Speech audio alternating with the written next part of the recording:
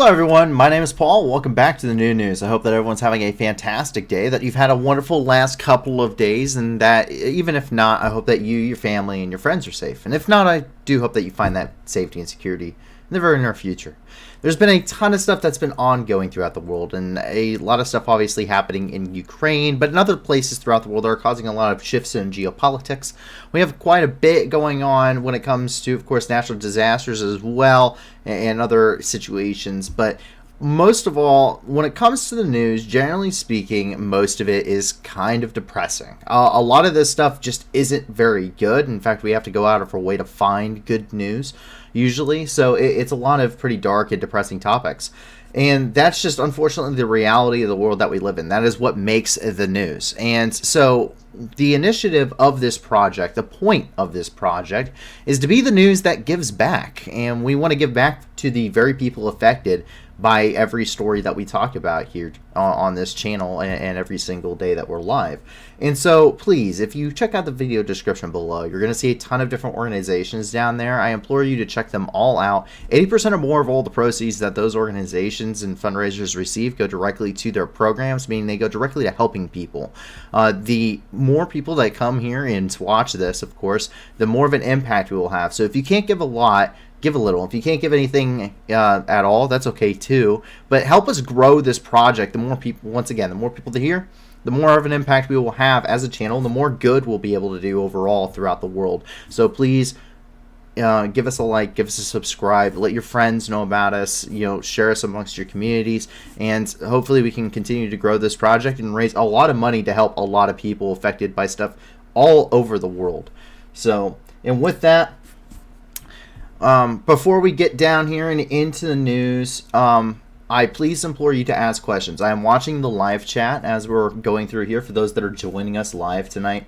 And the reason being is I would love to be able to answer your questions to the best of my ability. A lot of this stuff can be relatively complicated. A lot of this stuff is especially conflicts and stuff. It's something that I can talk to and I can kind of answer a lot of questions about. To give you a little bit of background on myself and my areas of expertise. I was an 0352 anti-tank missile man in the United States Marine Corps between 2016 and 2020. I did 2 tours to the Middle East. My first tour, October 2017 through March of 2018. I was deployed for 4.5 months in Syria, with a month and a half that I spent both in the beginning and end of my deployments in transit to country when I was in Kuwait.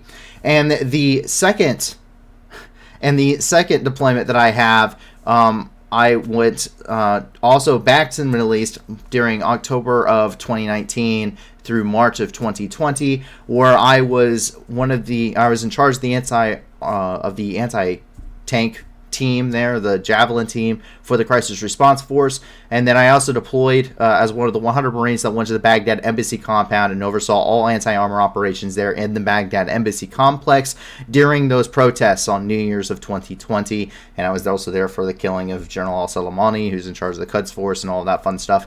I also went and trained Saudi Arabian Marines down in Saudi Arabia in the Red Sea that were getting ready to deploy to Yemen. And I, of course, like I said, I spent quite a bit of time there on that second tour in Kuwait itself. So I have a lot of experience. My subject matter expertise are anti-armor warfare and armor doctrine. I'm also a fully cross-trained machine gunner. I'm also, of course, a rifleman, and then I'm also a partially trained radio operator, as we only had one in a platoon, but we had 2 sections. So if you guys have any questions, especially in those subject matter expertise, please feel free to ask. I'll be more than happy to answer them. And then if you are joining with us here in the live chat, and even if you have a question outside of that room, I'll try to stay very well-rounded and well-versed if I can on a lot of these topics and a lot of things happening throughout the globe and throughout history. So I'll try to answer your question to the best of my ability, but I simply am not an expert in everything. So I always implore you, expert or not, to always do your own research, as that can mean a very big difference in what's going on and your understanding of any given topics. If you find interest, please delve into it yourself. I highly encourage you to do that. It's important that you stay informed. And with that, we jump right into the news. And of course, we go with our special report in Ukraine, where we have several different developments coming out of the Kyiv area. So if we jump here into Kyiv, Our first one is that the numbers continue to rise as we see more and more liberations. So one of the cool things here, quote, as of October the 4th, the armed forces of Ukraine have liberated 1,534 Ukrainian settlements from Russian occupiers. And that's coming from Krylo Tomashenko, who's the head of the the deputy head of the president's office of Ukraine.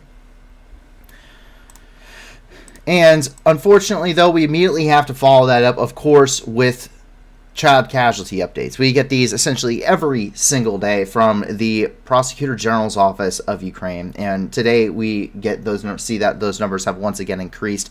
Quote, since the beginning of Russia's full-scale war against Ukraine, 418 Ukrainian children have died, 787 children have been injured. Most victims among children are from the Donetsk Oblast, and that is the end of that quote.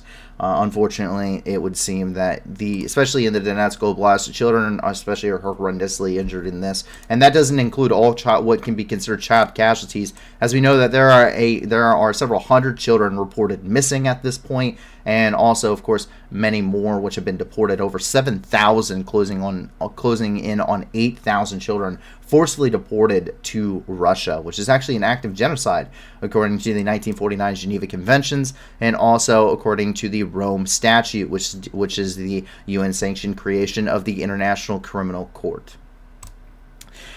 But there was something else that came out. As you may remember, many of the members of the Azovstal, many of those survivors and prisoners of war, were actually returned to Ukraine in a prisoner exchange. The four major leaders, of course, have to stay in Turkey for the duration of the war. However, not everyone has to. And we get a very incredible interview coming out of Kyiv with one of the Azovstal defenders, Ukrainian Marine Mikhailo Dayanov. Before his capture, he was a grenade launcher operator taking out Russian armor. Quote, we used RPG-18 Mukas, which in theory is impossible to disable a tank, but we found that if you shoot right under the front of the turret at a 20-meter distance, the turret gets jammed.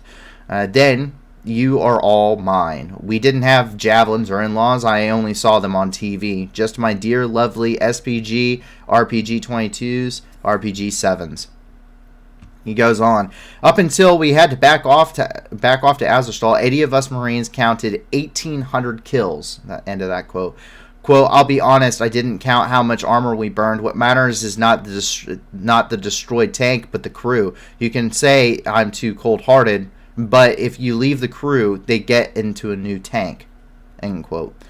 So so after getting wounded, he was brought to the hospital for his external fixator, where his external fixator installed on his arm. The clinic was bombed during his stay, and he evacuated to the Azov Battalion. Later, armed with his other arm, he made his way with everyone to the Azovstal. He fulfilled Zelensky's order to survive by surrendering to captivity. Quote, there was horror in Olenivka. It was a concentration camp. Before his release from Olenivka, he was taken out only once to remove the external fixation device. Quote, they removed the device from me with pliers without anesthesia. You're a Marine. Come on, bear it. One held my shoulder, the other removed the device from me. My arm was severely damaged and I completely rotted. Quote, they did everything to make eating impossible. You were only given 30 seconds to eat. Purposely, they would give you dried out bread to slow the amount you could eat. They treated us like animals. Salt was banned to deprive us of minerals. I would save some of the porridge and a piece of bread to eat right before bed. That way I could fall asleep. The moment I would close my eyes, I could imagine my family, and all I would see was food. 6 months, all I dreamt was food. And it is a rather long interview, but we can see this here. З магазину і сметану розбив. Приходжу додому і плачу. Батя каже, що ти плачеш? Я кажу, ну я розбив сметану і так далі. Плачу. А каже, а плачеш ти чого? Ну, чого плачеш? Тебе болить щось? Я кажу, та ні.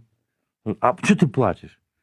Ну, плачу, бо сметану розбив. Дивись, ти коли, каже, плачеш, ти сумний і так далі, сметана повернеться? Я кажу, ні. То чого ти плачеш? На тобі 3 рубля опять, іди купи сметану. Бо ти мене накажеш. От тобі наказання, на тобі 3 рубля, йди. Просто будь далі обережнішим. І то, що ти сумуєш, ситуація не зміниться. Якщо ти сидиш в полоні, і ти розумієш, що ти зробити нічого не можеш, нафіга, сумувати? Так, настрій поганий і так далі. Так давай збери людей з собою, оптимістів, і розказуй анекдоти один одному в кінці кінців. Змінити нічого не зможеш. Но настрій підняти можеш собі без проблем.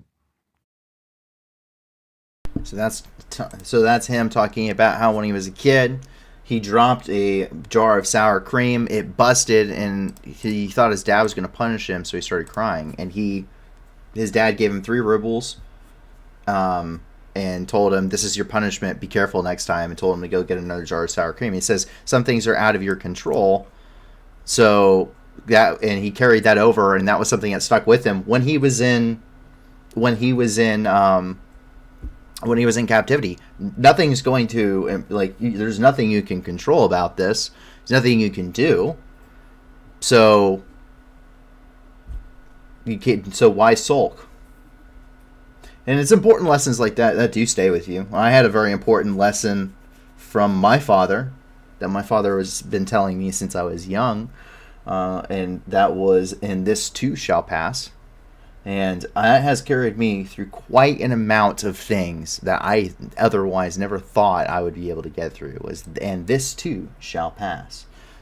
Wise wisdom from fathers passed to their sons and daughters. Ukraine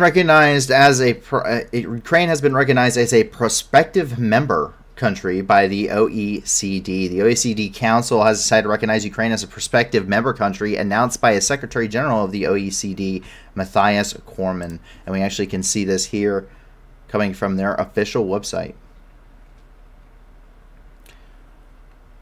And what this is, it's the Organization for Economic Development, is basically what this is.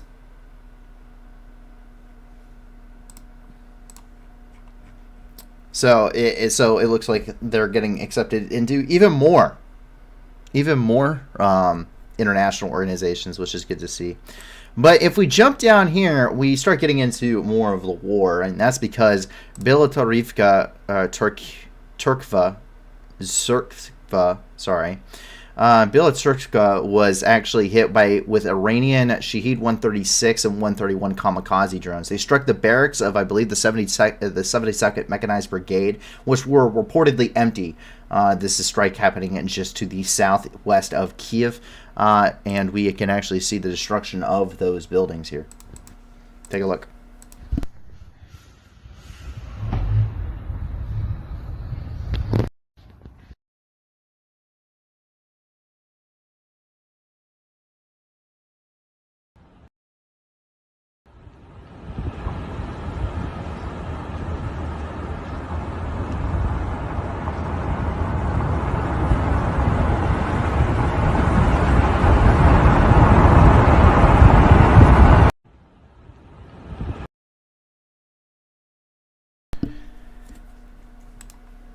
And so that was the drone strike here, just to the southwest of Kyiv. And this really shows just how deep they are using these drones. They're trying to push them very deep behind where they normally are operating, and then they're causing even missile strikes. So it really shows you kind of a shift in the Russian dynamic in this war here as what they're trying to do.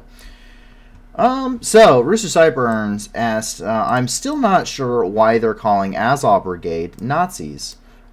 And William Young actually tried to respond to this. And he says, was related to a few very isolated videos and a few members post 2014. Most of it was smearing after they kicked Russian ass.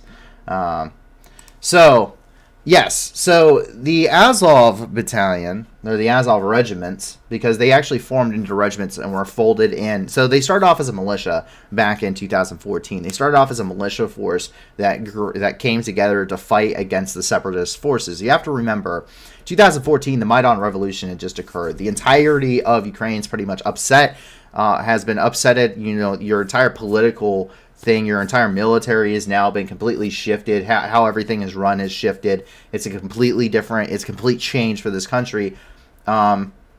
And basically, part of the country there in the Donbass go into civil war. Now, with Ukraine now not really having an actual military, they have a military, but not one that's, they've pretty much lost any stability in the military that was there because the entire political regime has changed pretty much overnight. And what happens is the Azov Battalion forms, and the Azov Battalion forms out of a group of you would consider them right wing extremists in Ukraine, and they actually call at this time. This is back in 2014. They actually call for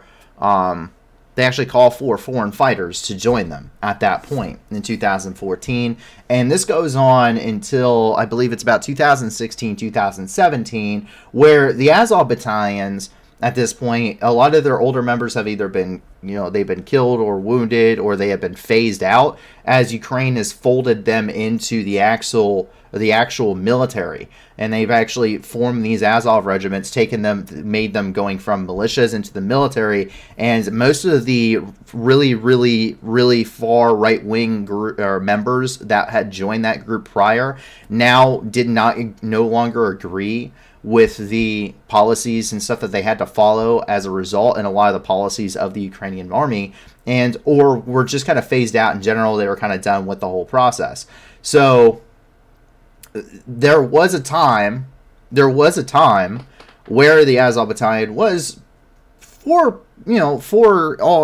factual basis, was a pretty right-wing, militia group in Ukraine, at a time when there really wasn't a military in Ukraine because the entire government had just been upended in the Maidan Revolution. So now there has been a very significant amount of time, 8 years in fact, between when that happens and what the Azov Battalion is now. And the Azov regiments are not, and there's multiple regiments, there's just not one, there just happens to be one battalion in Mariupol. But they're no longer a right-wing group. They're just a couple of regiments in the military, and they have to follow the same policies and everything else that the rest of Ukraine does. And that really doesn't leave any wiggle room for some kind of right-wing ideology within the Azov regiments. Just because of what they originally had formed out of, that is the connotation that they have for the Russians. And so the Russians see them really as the focus of, this is what these are what Nazis are. When in fact there's quite a few neo-Nazis within the Russian army, and they've been captured and documented as such because they document tattoos and identifying marks. Anytime you capture somebody, you capture an EPW, or army prisoner of war, you document tattoos and identifying features. And there's a ton of neo-Nazis in the Russians. So the rhetoric really doesn't hold up of this being a fight against the Nazis. And it's been a very long time since you can consider the Azov battalions to be even kind of right-wing battalions. They're just battalions in the military now. There's no really distinguishing them from any other unit, including, say, the 35th Marine or the 36th Marines. It doesn't really matter. There's no real difference. They're still standard military forces now. And that ideology just can't persist in that kind of culture.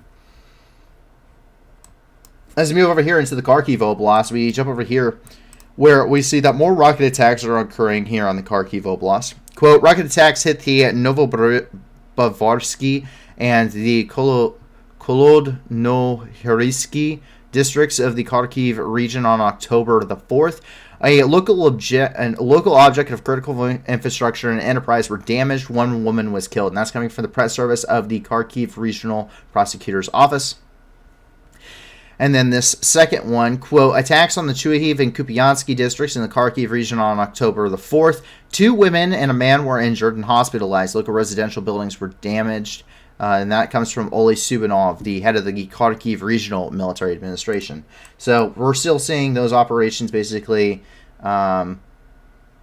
basically they're still shelling these areas, and most of the time they're shelling these areas using really Iskander-M missile batteries and S-300 converted batteries. The S-300 is a SAM system, or a surface-to-air missile system, that has been converted to hit surface targets, and so that's what we're seeing really throughout a lot of especially these deeper strikes here in the Kharkiv Oblast, especially the city of Kharkiv itself, where conventional weapons just don't hit deep enough to actually hit these regions.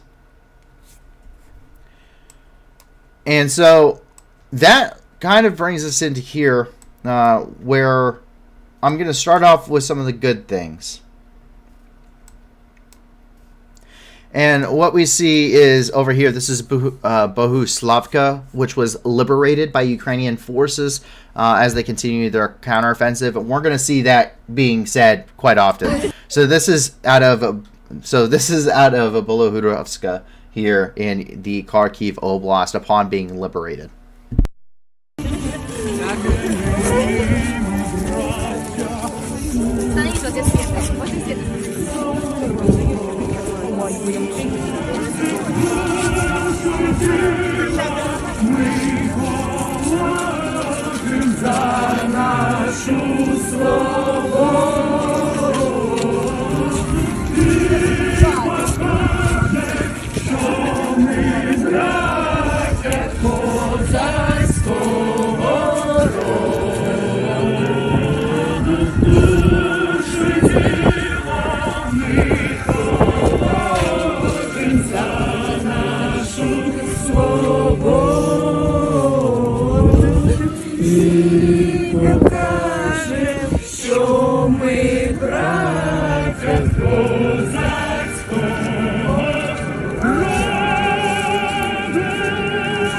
Слава Україні!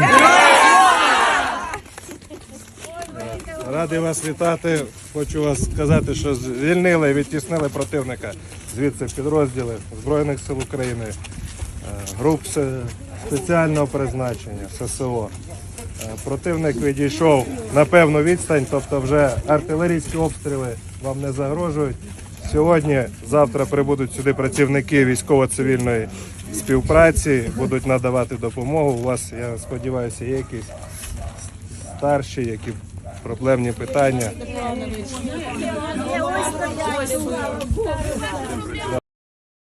So they're very happy to be liberated now, of course, and we see that pretty much continuing as we go throughout this entire conflict.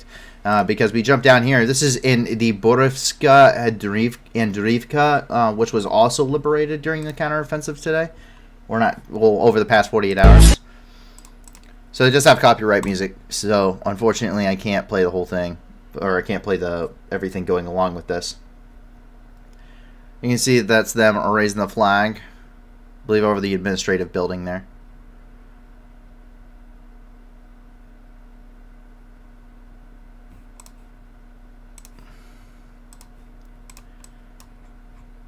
And we continue here. So we're starting to see, of course, a lot of stuff happening along this front line. So we've cleared up some of the, we've kind of went through and we kind of cleared up a few of the issues that we've had with our map. So there were a couple of issues. The first one was because of a lack of video and photo evidence. Because these aren't accurate. These are accurate up to what evidence we have seen. So this isn't necessarily accurate depiction of what's happening to the ground, but it gives you a rough idea when you're talking about this map. And one of the things that we just didn't have any video evidence of, or photo evidence of, was the fact that Oskil, which is where the Russians had pushed to, holding the Oskil River, we still had them pretty much being encircled here. It's very clear that that was just no longer a reality, as the information was coming out today from where they have pushed. This is just no longer reality. Same thing with some of the deficiencies in the map over here within the Kherson Oblast, but we'll get to that in a few. But as you'll see, this is now pretty much shifted into a pretty straight front line with a couple of breakthroughs throughout it. But it gives you a rough idea. Please do not take this as an accurate depiction. But what we have seen is that Ukrainian forces are pushing in through They are pretty much wrapping up the Kharkiv Oblast at this point, and they're now pushing into the Luhansk Oblast. And this is very evident by the fact that over here, this is on the other side of the Kharkiv Oblast now. Ukrainian troops have reached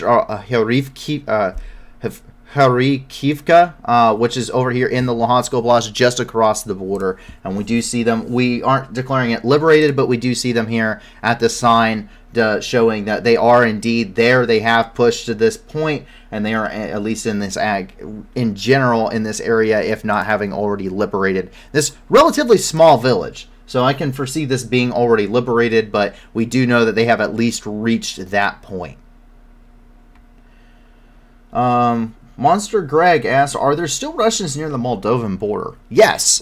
So for those that don't know, over here in Moldova, this is, if you kind of look at the map, you'll see that there's an entire, so the rest of Moldova is kind of cut up in these chunks, and then you'll see there's kind of this small region over here, this little sliver of land that is on the very edge of Moldova. This area is called, this area over here is called Transnistria. Transnistria is a breakaway region of mostly Russian, or of a lot of Russian-speaking people inside of this region. This is really kind of the original idea of a breakaway Russian area, and this actually has Russian forces in it. The Russians actually occupy this area of Moldova. It's not internationally recognized, and it's actually been occupied since, I believe, the mid-90s. I believe that Transnistria declared itself a breakaway region in and of itself, and I want to say 93.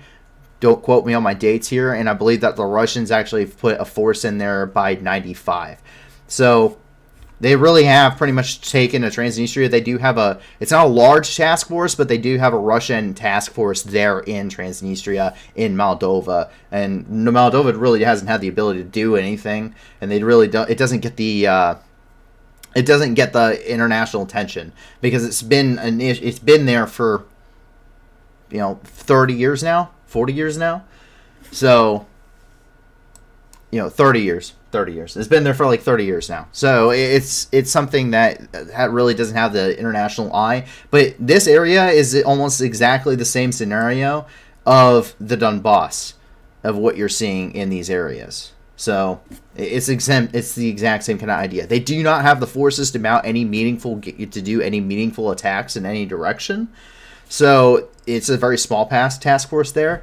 So it's not a whole lot that Russian forces, even though they're there, that they'd be able to add to the fight at all. So it's not really viable. It's not something you really need to think about. They don't have the troops, the equipment, or numbers, or anything there to do anything. And they simply don't have the ability to send more troops and forces to that region to reinforce it or bolster any forces, because they either have to fly over Ukrainian-held skies, which isn't going to work, or they have to sail through here and put their ships at risk of, well, as you would know, anti-ship missiles, which would immediately promote their Black Sea fleet from being a surface fleet to submarines. We also see down here, this is in Terni. Terni was liberated by Ukrainian forces. So Terni is here, located also within the Donetsk Oblast. We're starting to push. It kind of takes, if you take a look at the Luhansk Oblast here, you can see it kind of makes kind of cuts back in. So we're seeing them push over here to the Luhansk Oblast on this side, pushing towards Crimea, which has been very much has been in the sights of the Ukrainian forces. Crimea was actually the first Russian declared occupied city inside of the area, inside of the Donbass offensive when it began. So there we see them pushing pretty significantly. We do know artillery systems are in range of Crimea as well, as we have seen several strikes happening within the area. But Terni has been liberated. Take a look. Друзі, це Карпатська Січ. 1 числа ми зайшли в село Терни, звільнили його. Сьогодні 4. І ось прапор майорить над цим селом українським. Слава Україні! Вічна пам'ять всім, хто загинув при його звільненні.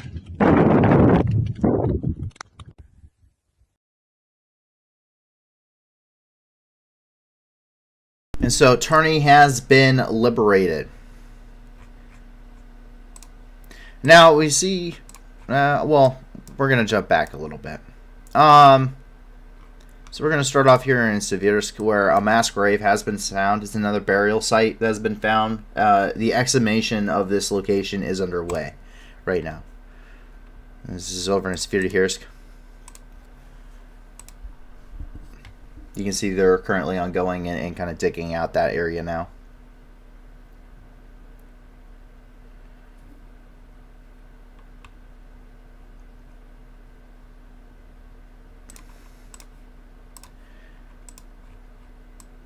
And one of the big ones of tonight,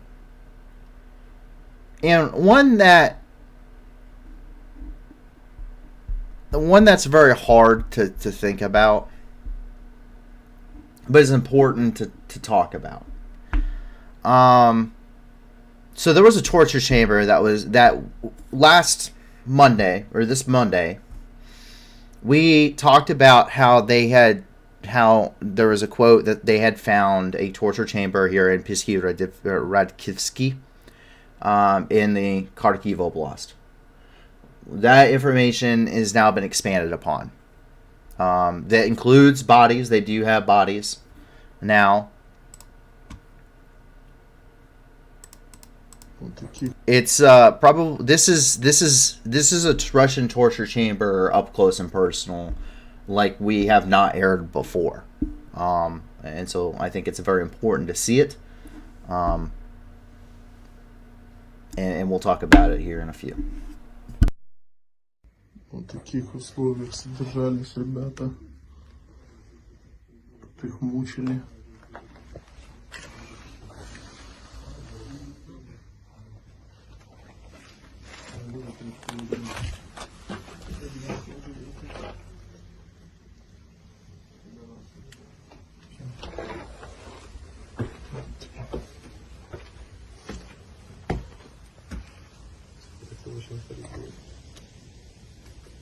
Люди повертаються, будуть заявляти. Тут все багато мучили.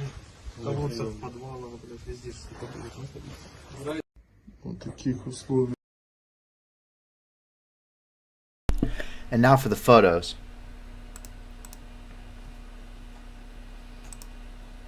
So that is a bucket of gold teeth and dentures, which has been found. That is a gas mask. Reportedly, they were using the gas mask to bury people alive with, and then they would cover up the end of the gas mask with a burning carpet and suffocate them, and also kill them of smoke inhalation alive. And this one, that is exactly what you think it is.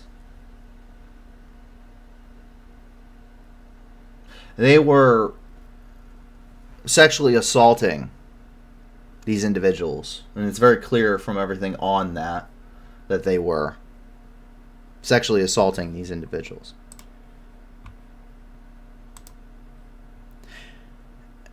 And this was confirmed by the Ukrainian Ministry of Defense.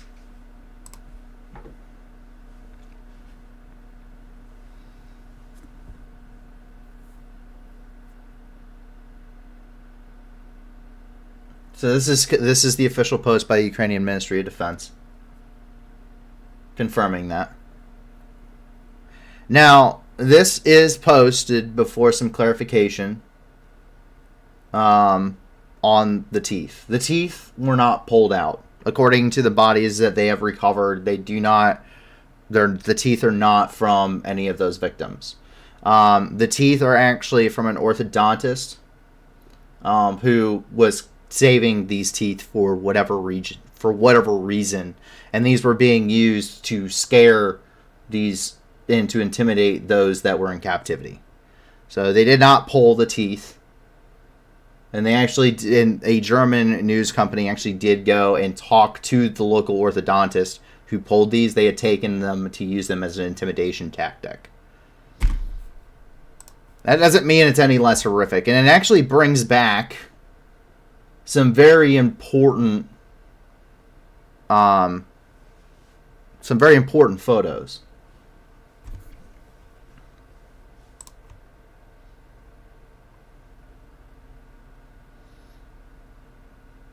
This is Sachsenhausen. This is a concentration camp inside of Germany. It was liberated by the Soviets. And those are Jewish teeth. Gold teeth. In fact, there are entire bars of gold that were melted down from dental gold from the Jewish people. And this is coming from the United States Holocaust Memorial Museum, which if you ever have the chance to actually go here, I highly recommend it. But these are the gold caps and golden dentures of the Jewish people and the inmates of the Buchenwald concentration camp, which was liberated in May of 1945 by American troops.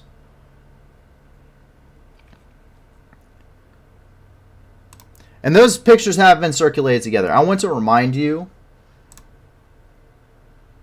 once again, that these were not pulled from victims. These were stolen from an orthodontist. But no less powerful of an image. And it was discovered there. It was used as intimidation. But they were very clearly sexually assaulting these individuals, these Ukrainians, very clearly doing so. And they were killing them via smoke inhalation and burying them alive.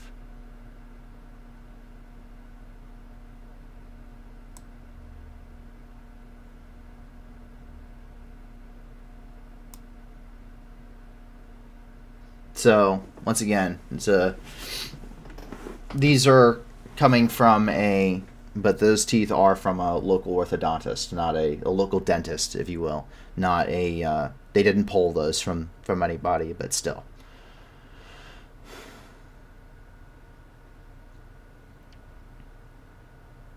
And Monster Greg 11 asked, these were Chechens? We don't know. We don't know. You can get an idea of who were in these areas, but we don't know. I don't get enough information independently to make determinations of what units are where and doing what at any time on the battlefield. I have a general idea of who is where. Like last I was tracking, the 7th Air Assault Brigade for the Russians, the 7th Air Assault Regiment for the Russians were in the general area of Rostov-on-Don, and that's where their command headquarters was, and they were pushing in towards Mariupol and Donetsk in this region. I do know that the Wagner PMCs are operating in the area of Bakhmut, as well as Akhmat, which is operating up in near Severodonetsk, Zoloty, and Alchevsk. And then Akhmat is basically they're a PMC or a private military corporation for the Chechens. Wagner is a Russian private military corporation that I have a personal grudge with. And I know of some we do know that there are several LPR rifle brigades that were in the Kherson Oblast. Mechanized rifle brigades. But it's not a lot of information. It's very fragmentary, and a lot of these units that, especially early on in the war, that I took a lot of time to think about and talk about and to investigate on, these units have been rendered combat ineffective and have combined with other units. And you have to remember, the Russian Third Army was pushed into Ukraine and was 80% destroyed and rendered combat ineffective after 72 hours. So it's very difficult to tell what forces are actually in these areas and what units they are and what they're doing and what their makeup is, because it's absolutely been a shit show for that kind of a determination. Russia's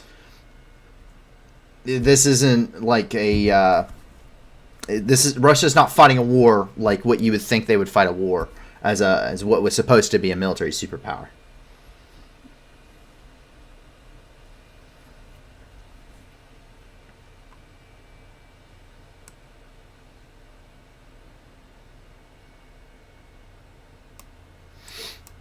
But that is the very horrific thing coming out of Pivsky. And I think it's important to talk about this. And I think it's important to show these images, whether or not YouTube gets mad at me. Because the reality is that sometimes it's very often it's important that people don't need to see everything. You don't need to see, you guys as an audience member see 10% to 25% of anything we put out or anything that we're seeing in a day. A lot of it is a lot of graphic stuff. A lot of it is very graphic and just shouldn't be shown to the general public. It's just not necessary. You don't need that to convey the idea of what's happening. And it's just not right. I don't think a lot of people need to see what war truly is like. There's a reason why not everyone, you may be fascinated, but not everyone joins the military. And it's not for everybody. But there are times when something is too horrific to not show it.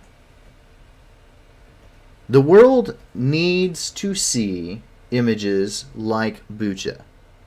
The world needs to see images like Izium. The world needs to see the images like Pisky. You have to see these images. Because you have to understand the horrificness of this war beyond destroyed buildings. You have to understand, everyone understands that there will be military deaths in a war. Everyone can understand that innocent people will be accidentally killed in this war by both sides. And that war is terrible. Everyone knows that. There's not a single person on this planet that doesn't believe... Well, I could think of one, but there's not a single person on this planet that doesn't think that war is not a bad thing. It is a terrible thing. It fills your dreams with nightmares. And it changes who you are and how you see the world and your outlook on life. And some people never escape it.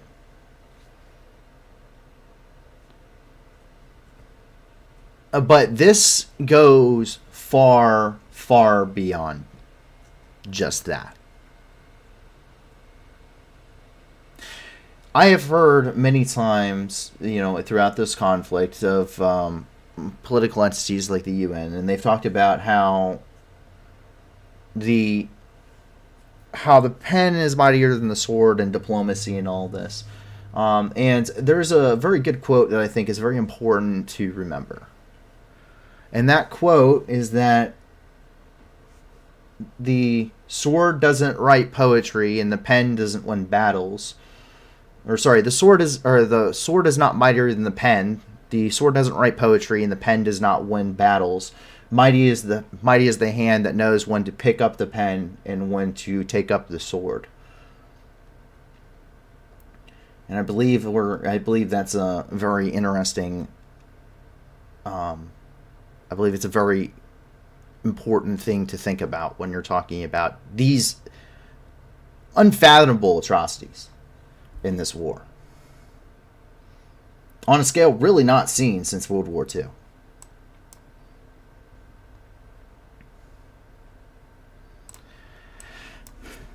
And to move on, we jump down here where we look at old footage shows a very intense amount of luck.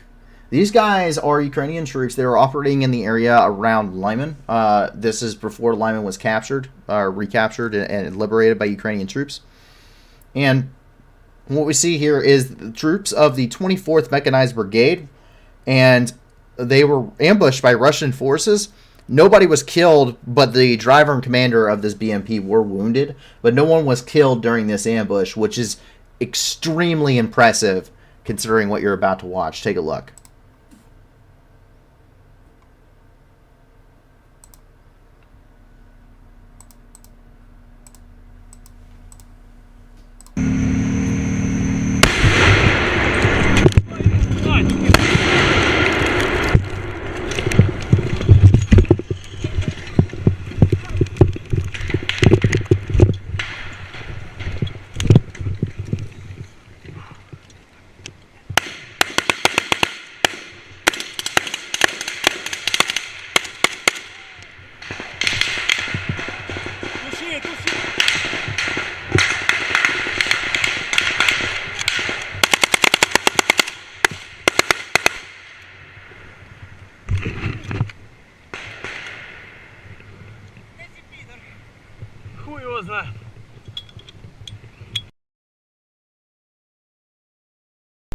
absolutely lucky. The fact that that didn't kill anybody is insane, because they took 2 direct hits. They took 2 direct hits from that onto their BMP. And the BMP does not have very heavy armor. And these guys are riding on the outside too. Now, luckily, RPGs and stuff are usually heat rounds, are usually shape charges. So they're not going to, it's going to be much more difficult. It's not going to have the same as a fragmentation round that's going to, blast and injure everybody. Now, the drivers suffered from a moderate amount of burns. He did catch fire and was on, and he did have some burn injuries, some thermal burn injuries. The commander of the vehicle, the commander of the BMP, also was wounded. He received shrapnel, but nobody was killed. They all lived, reportedly, from that. So that's some older footage from near the battle alignment, but it really illustrates just how much luck plays a role in a war. It really does. So there is a lot of things that factor into success in a war, and some of that just is luck. It's a roll of the dice. Coming out of the Luhansk Oblast, the liberation of the Luhansk Oblast has begun. The Ukrainian armed forces liberated 6 settlements in the Luhansk region, and that's coming from the head of the regional military administration of the Luhansk Oblast, Sergei Haida, who said in an interview today. He refused to name the villages and settlements for now, as the offensive is currently still ongoing. Coming out of the area around Kramatorsk, we see, of course, the daily Donetsk update coming from Pavel Krylenko, who's the head of the Donetsk Regional Military Administration. He says, quote, Russian occupiers fired missiles at the Donetsk region on October the 4th. 5 people were killed and 6 citizens were injured. And we can actually see this coming from his official Twitter. So far, according to his tally, which does not include occupied areas, this is excluding casualties in Mariupol and Volnovakha, as well as, of course, Donetsk and other areas. He says that so far, 923 civilians have been killed since the start of the invasion on February the 24th, and 2,320 civilians have been injured.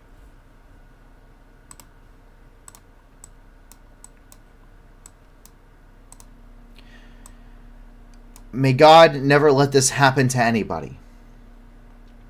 Ukrainian soldiers found an 82-year-old grandpa near shell craters in a town here on the front lines. He hasn't eaten properly for several weeks and walked to the post office looking for food.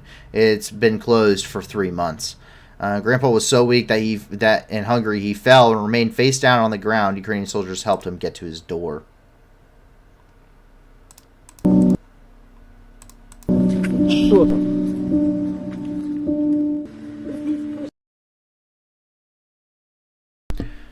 So you can see there's Grandpa there.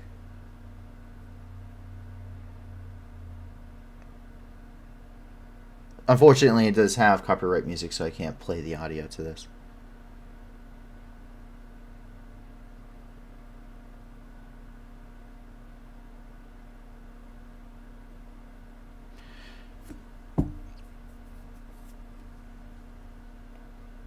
The conditions of life in these areas also can play a role as being considered under genocide, actually.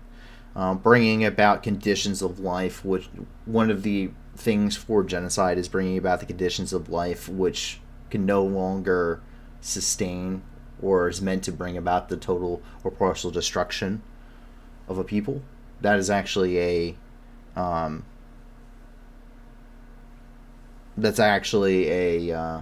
cause for genocide under the Geneva Conventions.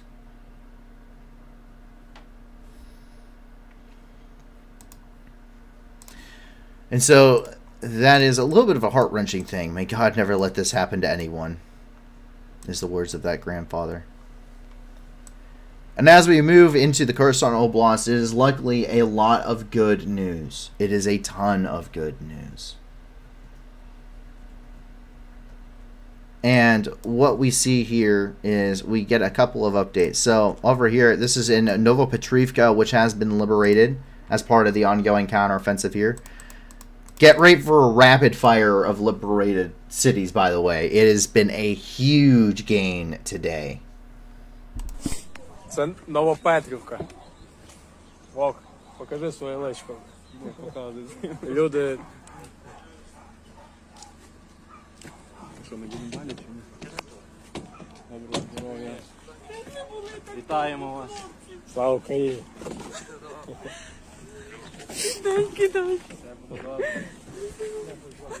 Все вже, всі свої вдома. Все буде добре. Все, дякую. Немає яму. Дякую. Все буде добре. Ви приїдете?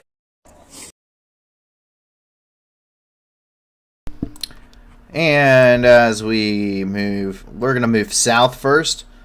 This is over here, and I'm going to try and pronounce this Novovoskrenesky, which is here, also in the Kherson Oblast.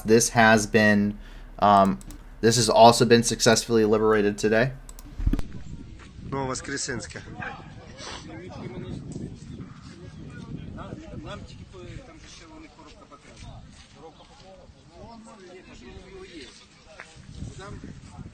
Український флаг на сельраде, который склад боеприпасов был, блядь, у орков. Ви вихователю на зв'язок. Наши пацаны.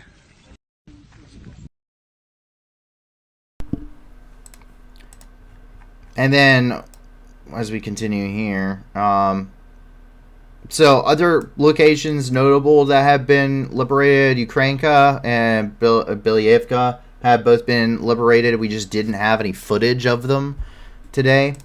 But we can also see that Russian troops surrendering today. These are Russian troops here in the Kherson Oblast that not only surrendered themselves, but also their BMP-1, which is the oldest variant of the BMP that is in use still by in extensive numbers by the Russian forces. And at this point, they have given up the will to fight against the Ukrainian forces, signaled a surrender, drove their BMP there, and were then detained and considered POWs, prisoners of war, by Ukrainian forces here at the front lines in the Kherson Oblast. Take a look.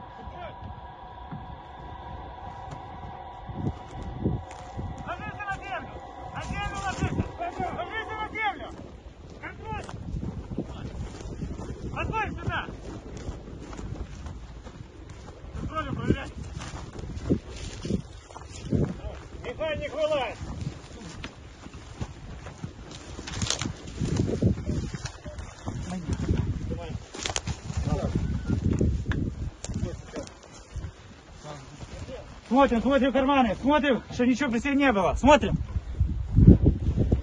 Механик, вылазь с машины! Внимание, механик на выход!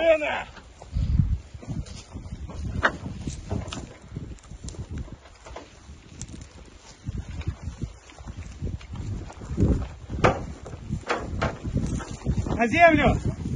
Морда в землю! В броне что-то есть еще? Нет. Нет. Контроль!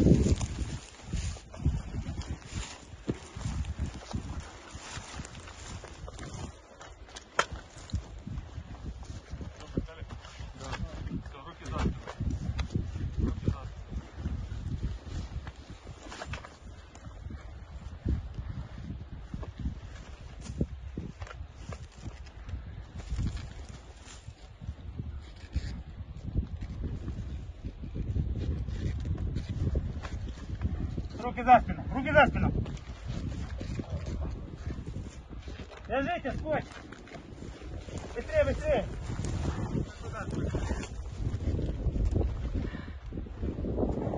Один человек остается, 2 человека посмотреть броню на 3. Вперед.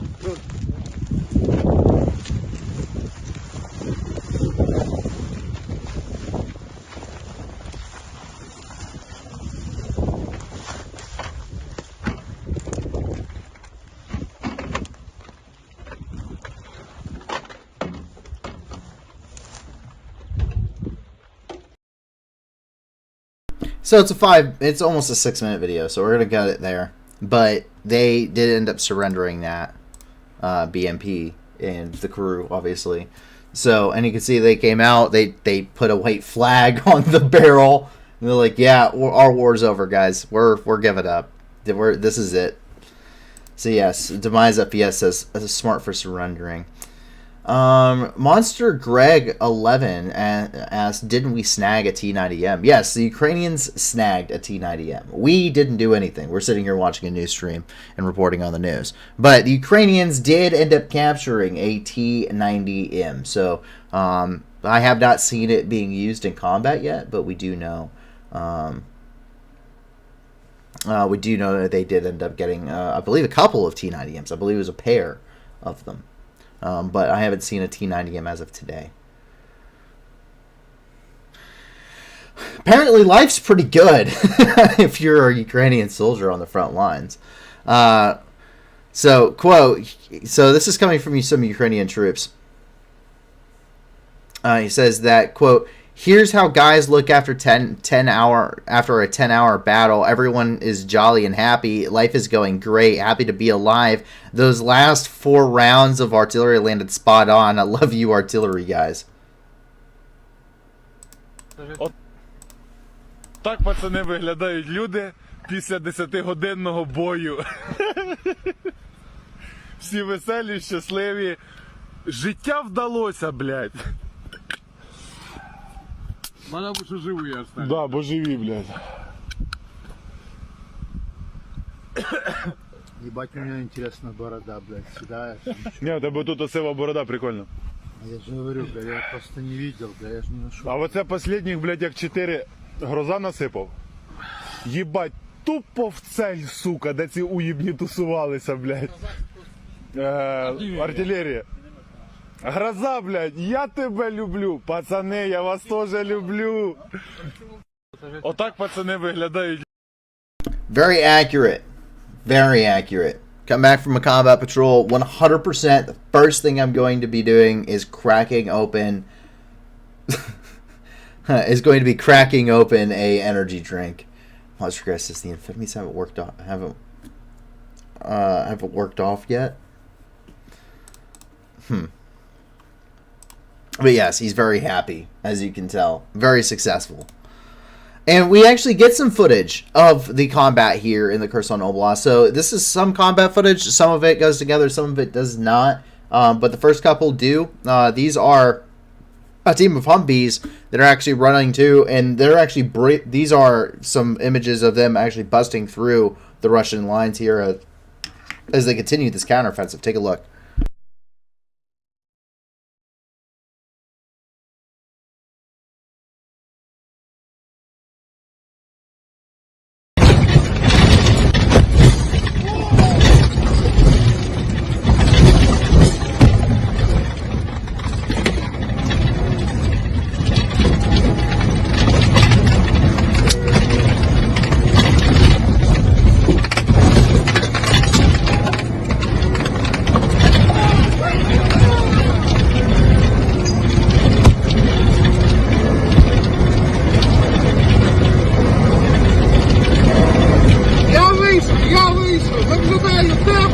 Російський газ, як прийняв.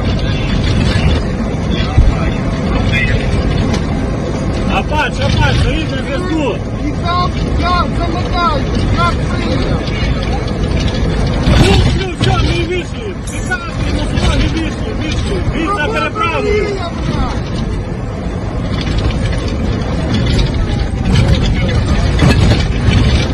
Плюс, все, вертаємось на місто дислокації.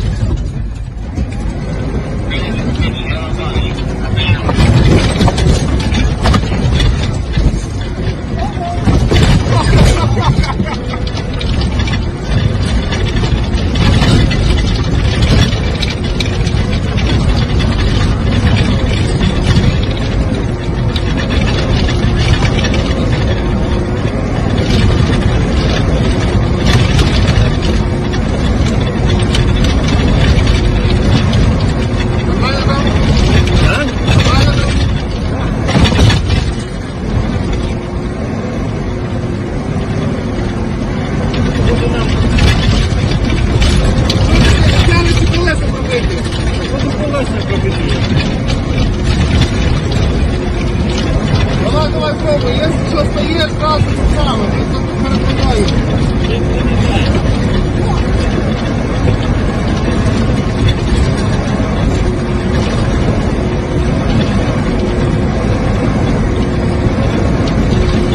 Дивися добре за температурою, якщо піднімаєшся трохи, то зразу вставай хоча б тебе, щоб ти можеш говорити.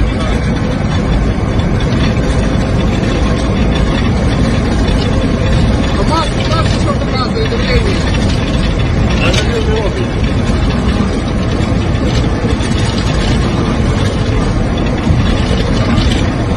Давайте плюс, якщо що там,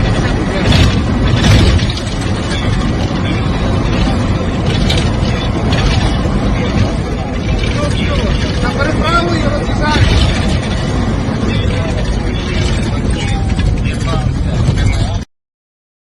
So I had a couple questions, and they said, and the question was coming from Saranya. Sorry, I'm not if I'm mispronouncing your name. I'm not very good at pronunciations. If you cannot tell, how fast are they going? And Mustard Greg said probably 30 to 40 kilometers an hour. Well, being an American, I'm used to miles per hour, so I apologize. I do have my Kuwaiti's driver's license. It doesn't, but I usually just made sure I was double checking the odometer or the speedometer. So they aren't going all that fast. It seems fast. They're not going that fast. They are driving Humvees or high mobility multi-wheeled vehicles. Humvee is actually an acronym. It's built by AM General Military Corporation. And they are only going probably 20, 30 miles an hour. The thing is, with an up-armored Humvee like these, going any faster, then once you start pushing like 55 in these things, it starts feeling like you're re-entering Earth's atmosphere in the space shuttle. It's really bad.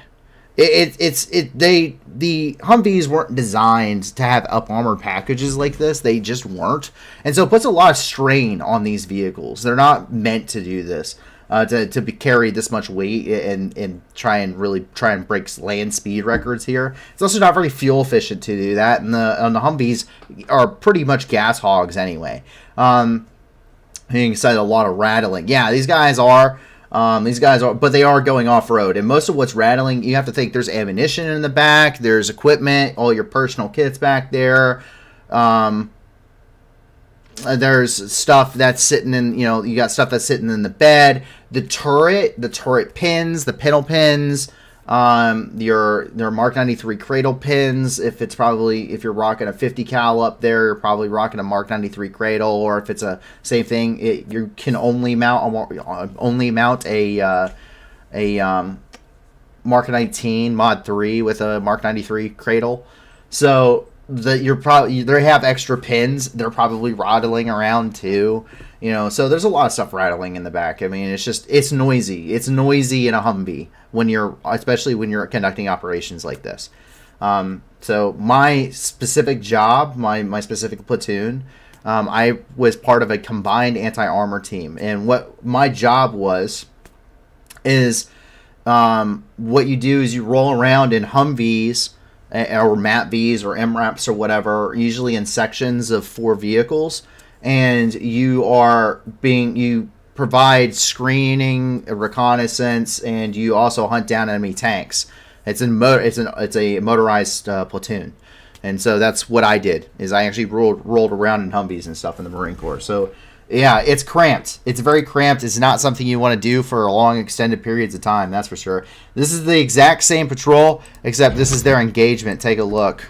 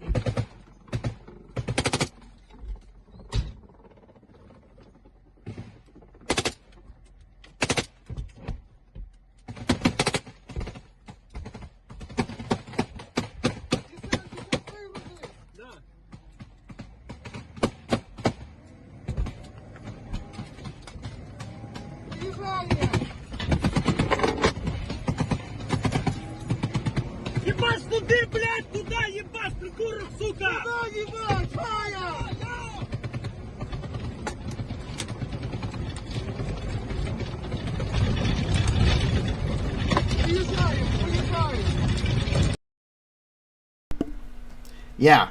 Now, for the guy in the lead truck there, I don't know if he's trying to save ammo or whatnot, but, man, it's a machine gun. That's all I had in my head that whole time.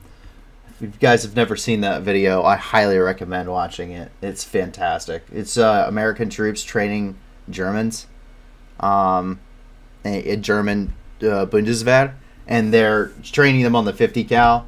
And this one German guy, he's just like tapping the trigger on the 50 cal, and the guy's like, "Hey, lay down! It's a machine gun." And he's like, "Okay."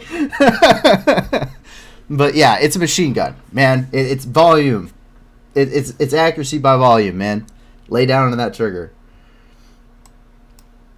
William Young says, to be honest, seem to be seeing better tactics in newer videos, etc. as well. Russian Federation burned all their armor not using dismounts. So they do use dismounts. So that's a very important thing to note. The Russians use dismounts. Their units aren't light infantry. They're motorized or mechanized infantry. They do not have any light infantry doctrine. It's only mechanized and motorized, meaning all of their vehicles carry dismounts. That's why the majority of these forces mostly have BMPs and BMDs, is because they're carrying troops with these. And so the Russians do have dismounts. The problem is they've taken such atrocious losses that you see less and less dismounts because they're either been killed or wounded or have surrendered or they're missing in action or whatever. They're just not. You're not seeing the infantry as much now because one, the Russians are really for the most part, on the defensive, and two, because a lot of them, they're suffering from a manpower shortage, hence the giant mobilization they're doing. And now to talk on that second tactic, the second comment there, or the first one really, to be honest, seems to be better, or we're seeing better tactics in your videos, etc. So the Ukrainians have been fighting the Russians now for 8 months, essentially. And what we see throughout a war is that Ukraine is learning. Ukraine is learning, and they're also being taught, they're being advised, and they're being taught like at a command and strategic level. But for your infantrymen, your basic infantrymen, these guys are testing things. They're trying out new tactics. They're trying out different things. They're learning from guys from the Foreign Legion who served in say the U.S. Army or the Marine Corps, or they served with Finnish forces or Georgian forces or whatever, and they're learning from each other. They're spread pretty good out. I mean, there's a bulk of the Legion, of course, but you have guys that are being spread out to other units too, and they're teaching Ukrainians how to do this, and they're learning from experience too of what works and what really doesn't work. And you see that at the beginning of the war, both Ukraine and Russia were using very much similar styles of warfare, very much Soviet styles of warfare. Now, as Ukraine has gotten a lot of support from NATO, a lot of advisory, a lot of advice from NATO, and from, of course, the Foreign Legion guys, who a lot of these guys saw combat in Syria and Iraq and Afghanistan and other conflicts throughout the world. They're taking their experience and they're teaching them. They're teaching these guys, and these guys now also have combat experience, so they can see why it's applicable, and they can take what tactics work and they can change them. Doctrine is a baseline. Doctrine is meant to be changed. But these guys, they're learning, and it's what you should be doing. You should be changing your tactics. You should be improving over the duration of a war, not digressing like what we see the Russians doing. That's how you win a war. Ukraine has, William also comments, the experience will make Ukrainian top 10 army next 10 to 20 years likely. That NCO Corps is gold. Exactly. The NCO Corps is extremely gold. The non-commissioned officers are. And so, yes, they are definitely learning. We see that. We see them changing their tactics and improving.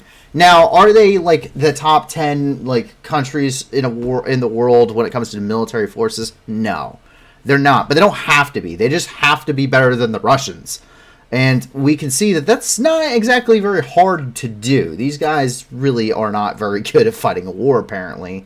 And I'm not gonna tell them how to change it. But yes, the Ukrainians are doing very well. They're improving constantly. We see those improvements very visually in how they're operating. And a lot of that, too, is they have the equipment to do some of this now. They have some of the understanding and the experience. You can learn anything that you would like, but if you never get experience in that field, do you really know what you're talking about? And that's something that I've had to learn is it's, you can learn a lot about a topic. You can know everything there is to know about a topic, and you can know the basic principles of that topic. But if you don't have experience in what you're talking about, generally, there are some drawbacks that you're going to come into because of reality. I mean, sometimes when was Russia good at war? Monster Greg's got a good point.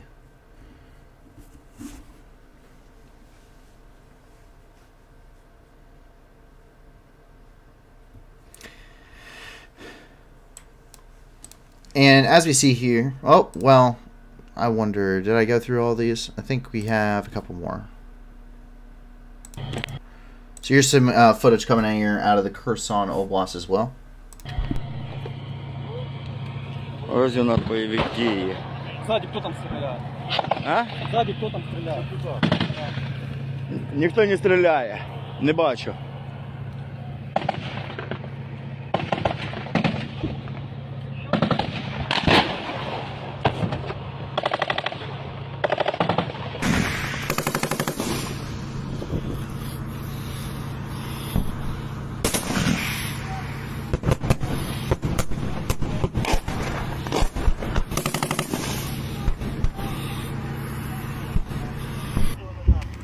Давайте почнемо.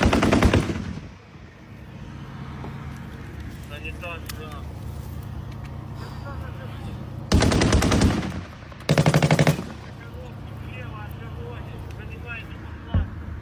Пизда, блядь. А, пизда. А.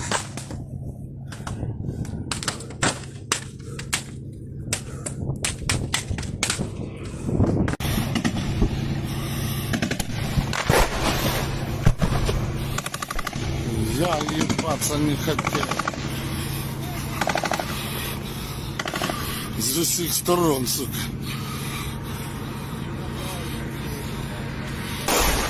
О, все нахуй. Оце була вона, блядь.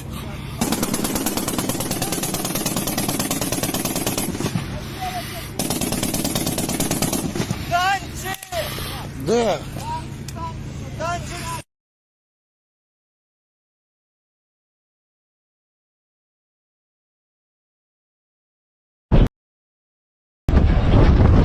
Блядь, осколки падають, прижми голову.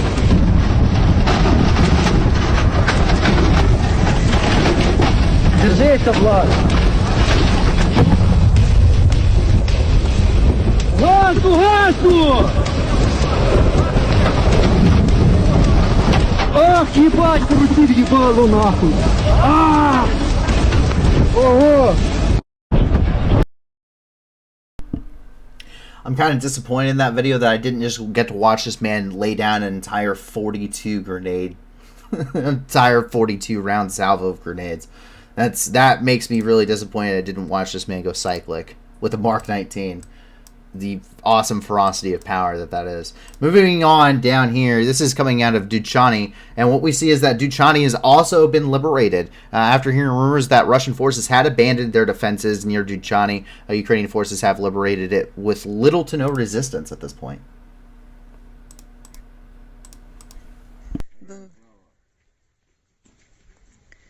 Хлопці наші.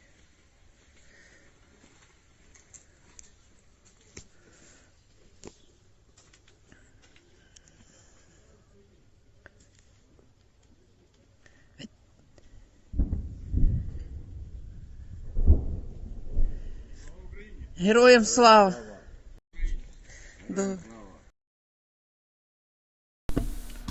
So yes, they have pushed there into Duchani.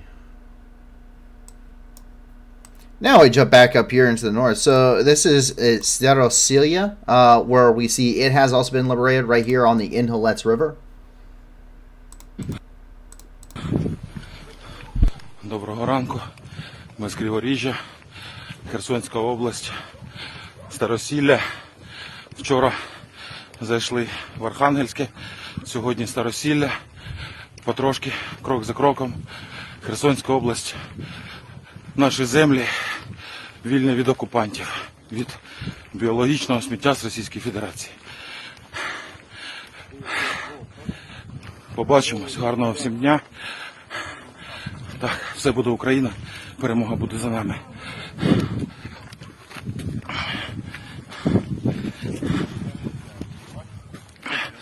Ось там.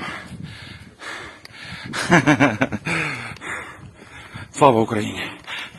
Люди вільні.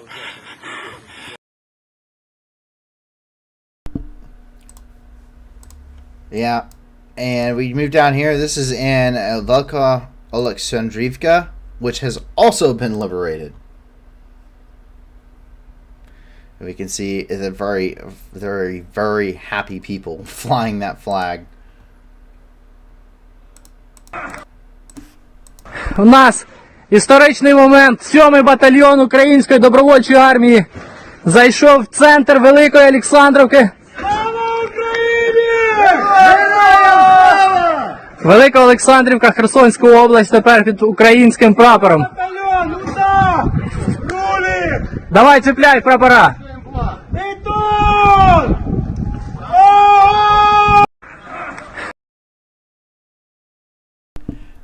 Very happy to have taken Alexandrivka back. And one of the things that we need to correct is we were showing that Davidi Breed was actually already liberated based off of the information we had from when the initial Kherson offensive had occurred. That is false. Now, we have shortened this up to where we believe there's a more accurate depiction of this bulge here in this front line. But Davidi Breed is now under Ukrainian control. It has been successfully liberated, and we can see that here.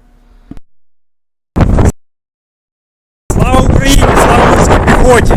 Сьогодні, 4 жовтня 2022 року, Давидів Брід звільнений від орків силами 35-ї окремої бригади морської піхоти, батальйон морської піхоти.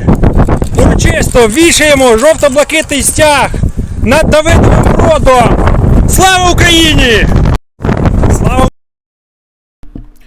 Now moving back to Oleksandrivka, so that was Davidi Breed, which has been successfully liberated. Now going back to Oleksandrivka, one of the questions was what what was that? What was that flag? The red and black one. Go back here. So you see that they're coming out with a red and black flag, kind of in the same pattern as the Ukrainian flag. What's they bring out there? Now, I do not know specifically what the colors are standing for. I'm gonna guess and say that the red is standing for blood, the blood of the blood of sacrifice. But the Ukrainians, a lot of Ukrainian forces have been wearing. In fact, you can even see it in this in the video from Davidi Breed on his chest. If I can get a good photo of his, or if I can take a look at his chest rig.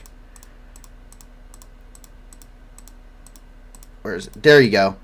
So you can see they have been using the red and black coloring for a lot of. They have taken the blue and gold and they've turned it red and black. I don't know if it's a symbol of the war or what's going on.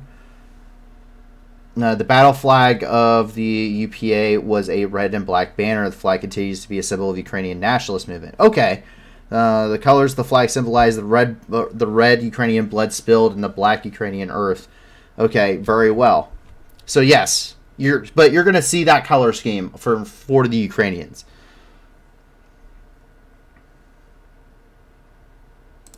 Thank you very much for finding that, both Riley and William. Thank you. But yes, it's a battle flag. It's basically all that is. Let's move up here and into the Mykolaiv Oblast. We see that UAV was down.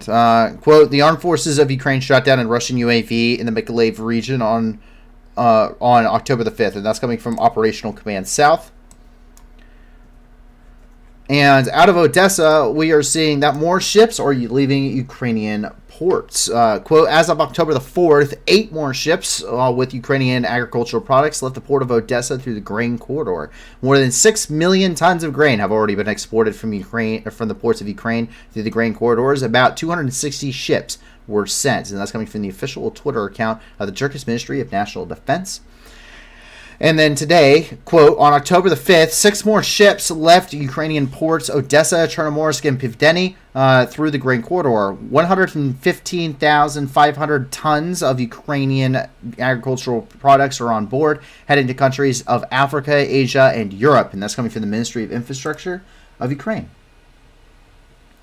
And that's actually everything inside the country of Ukraine. But don't worry, that doesn't mean everything has wrapped up for the news tonight, because there is still a ton of stuff happening. We actually immediately roll into the international news, where we jump over here into the Belgorod Oblast of Russia, where we see a strange beam of light was seen in Belgorod. Reportedly, this is possibly an anti-satellite laser. However, it's unlikely that you would be able to actually see the beam for these. And that would always be stayed pointed at the satellites. But this beam did appear in the sky over Belgorod, and there's not a whole lot that we know other than that and a possibility of what it could be. But if it is so, it doesn't seem to work.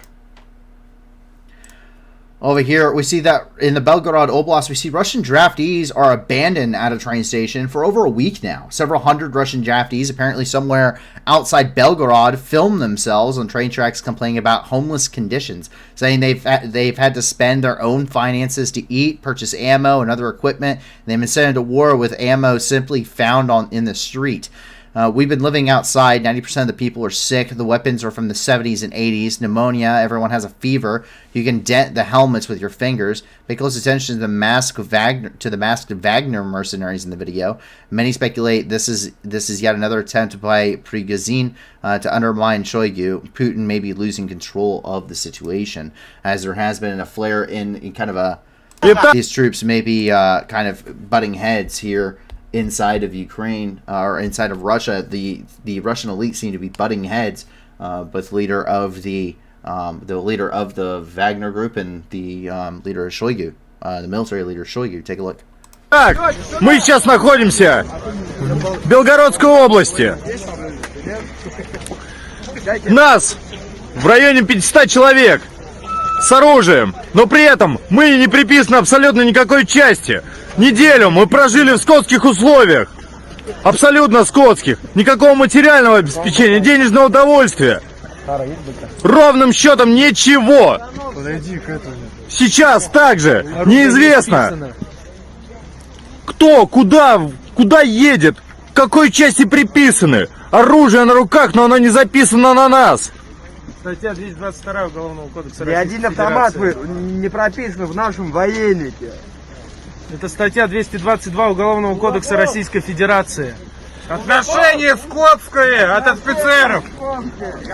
Мы никому не нужны. Подготовки ровным счетом 0. Мы жрем то, что сами себе покупаем. Мы потратили охеренное количество бабок, чтобы просто поесть. Это же не говоря об амуниции. Вот, нам выдали боевой комплект, то есть боевые патроны. Были найдены в части. Они были найдены на улице в части. Что мною? Физически неуравновешенный. And this guy, and at least one of these guys, is a member of the Wagner group. For those that don't know, so if you take a look at this guy right here, you can see this is his patch. That is the patch of the Wagner group. The Wagner group is a Russian private military corporation, which is run by Prigozhin, and he also known as Putin's chef. And he's one of Putin's inner circle. He used to cater for Putin and has grand parties. But the Wagner group have the symbol is a skull, and it has the Wagner PMC logo around it.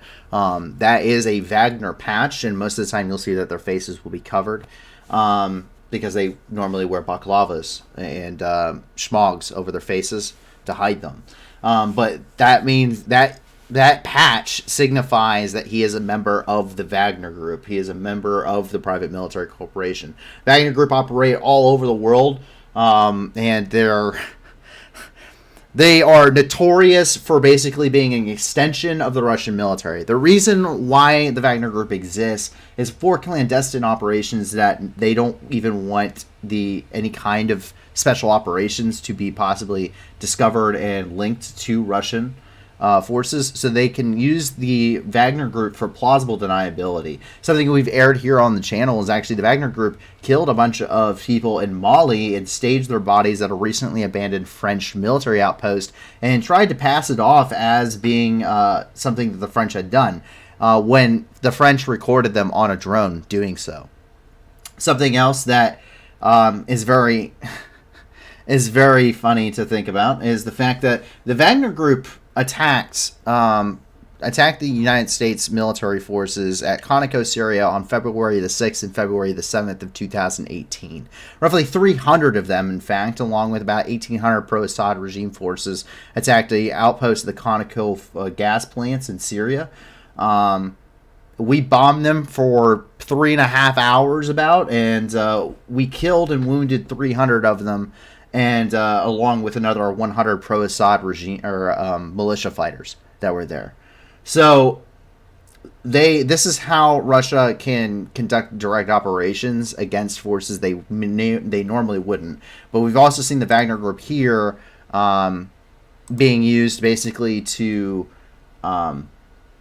relieve some of those pressures that they have in the military of a lack of troops. There's also a lack of hygiene and discipline here in the barracks for the Russians here as well. Take a look. Вот так вот, ребята, происходит обстановка князь Волконки. Это вот, где у нас умывальник. Вот так вот. В раковине для мытья ног. Это простые умывальники. И пошло. И, соответственно, с другой стороны такая же хуйня. Вот если у нас тут туалет. Вот так вот завален. Нас завезли вчера вечером вот так вот. Даже посрать в смысле, блядь, пиздец. Никак. Воды нет. Вот такие вот у нас полы в казарме. Все вот так вот, ребята, да, вот так вот все показывают всем, что у нас вообще здесь происходит, нахуй, как мы живем, какие у нас условия. Нехуй тут делать вообще, не едьте нахуй сюда. Ни одного офицера не можем найти, чтобы нам дал полный ответ, что вообще происходит. Я сейчас покажу второй туалет, блядь, что вообще нахуй. В смысле, срать ходим нахуй на улицу, блядь. Где такое видано, блядь? Армия России.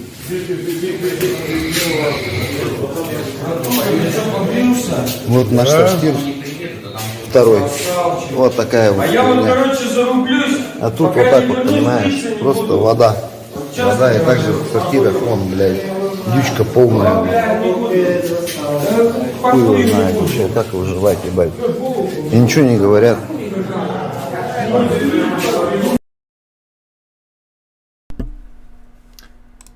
One of the top, supposed to be one of the top armies in the world, everybody. Supposed to be. Obviously not. Also, the Portyanki are back in style. For those that don't know, these are square cloths. They're cotton for summer and flannel for the winter, in which Russian soldiers have wrapped their feet since the 17th century. Supposedly, these were officially phased out in 2013, but they're back. When U.S. troops met the Red Army at the River Elbe before the final push into Berlin in April of 1945, American GIs were astonished to see their formidable Soviet counterparts wearing rags under their boots. Take a look.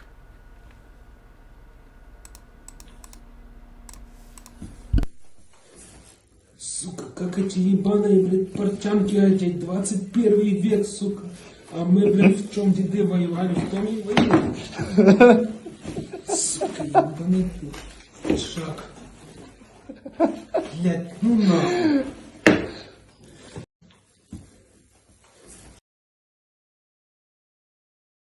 Good that they're already made white so you can easily surrender. Jump up here and into the Moscow area, where we actually see apparently there's a rather big power struggle between Prigozhin and the Russian army. The SOBR, or Rozgvardia Spetsnaz unit, detained an employee of Prigozhin's media group Patriot, Alexei Slobodnik, who runs the network of Telegram channels known for attacking Shoigu, Volodin, and other army officials.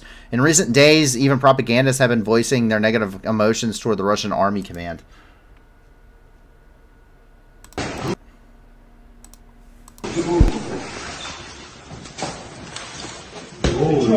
Забыл тебе сказать.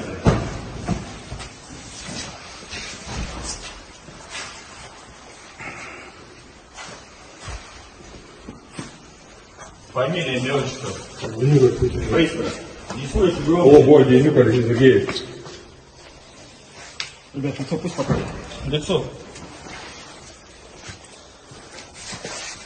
Вон. So that's Spetsnaz, by the way, apparently. And now we have infighting between the Russian elites. Very good. Very good. Stability at its finest, everybody. Putin announces the annexation of the Zaporizhzhia nuclear power plant. Today, Putin signed a decree designating the Zaporizhzhia nuclear power plant federal property of the Russian Federation. BBC reports that the Ukrainian Zaporizhzhia nuclear power plant employees have been threatened that they may be forced to fight on the side of the occupiers if they do not sign documents on their transfer to work for the Russian state-owned company Rosatom.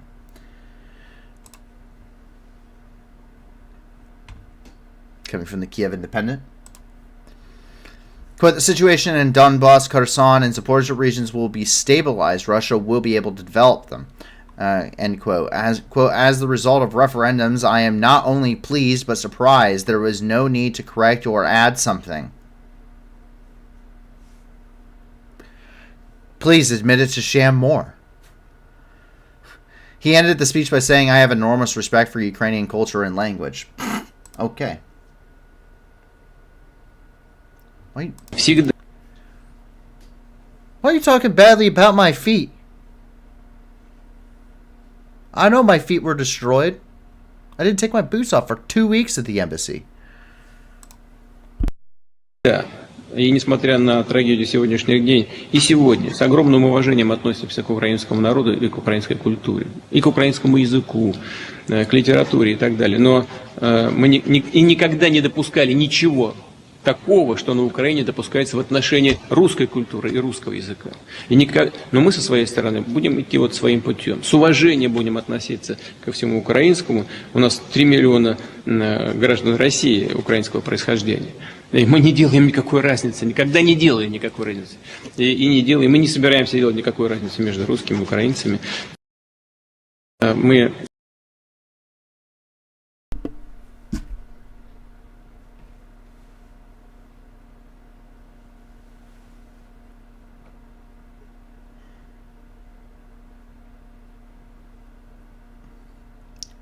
Why is everyone going to make fun of my feet now?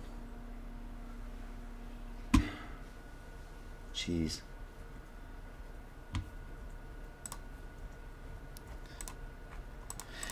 Anyway, moving on.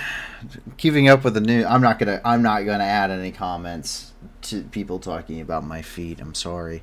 Propagandist cries hysterically because he can't enlist. In short, God wants Russians to kill people, and those who refuse are garbage. He starts hysteria at the 2-minute mark in this video.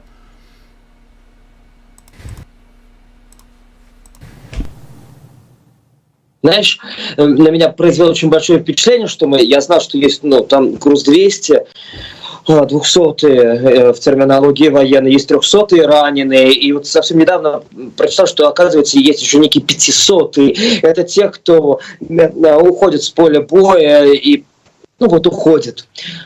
И знают, за что воевать.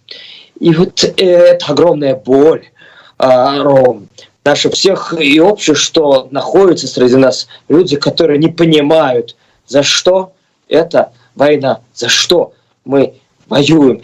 Я бы к 500-м, наверное, мог бы отнести тех, которые малая церковь, потому что это понятие одного ребенка себе, которая малая церковь, через церковь, которые стоят и заботятся о себе, и учат себя любить человека, семью, маму, папу, ребенка, жену, и родину, потому что это понятие одного порядка. Тут случаются войны, и за тебя идет умирать русский солдат. И вот теперь посмотри на этого умирающего за себя человека, посмотри на него и пойми, что он за тебя отдал свою жизнь. И вот подумай теперь, что же такое тогда наша Родина, если за нее кто-то отдает жизнь, а я ее даже не люблю. Но если она стоит того, что за нее жизнь отдают, за нее и за меня. That's about as much as I could take of that. Yeah, so I guarantee you can enlist. I guarantee you can enlist. I don't think you have to have a pulse.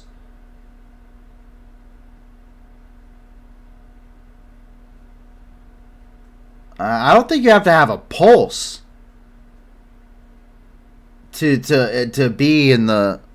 I don't think you have to have a pulse to be mobilized. I really don't. I think they'll take you, man. It needs a slap. So there's different like conditions of like a person's mentality and where they're at in the military. That's a thing. It's like mental like conditions because people do break. Like people break under combat.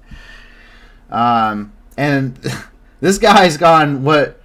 So there's like a code, you know, like a code white, yellow, red, black, and then there's this thing where blacks like absolutely completely just like lost their minds. We consider in the infantry we call that going code blurple. This guy is just so beyond just any kind of help that there's no use in even attempting. That's going code blurple. The man went code blurple on internet or on national TV. I guess he's now international. But by the way, in case he's wondering how much is his life worth, it's about 5 kilograms worth of fish. At least here in the Sakhalin region here in Russia, your life as a Russian conscript, Private Conscriptovich, is worth about 5 kilograms of fish, apparently. So, congratulations, Private Conscriptovich. I wouldn't have even raised this to you. I wouldn't even put this price on there. I would say about 5 potatoes, fine sir. But they decided 5 kilograms of fish. I wish I was kidding. This is from the inside of Russia.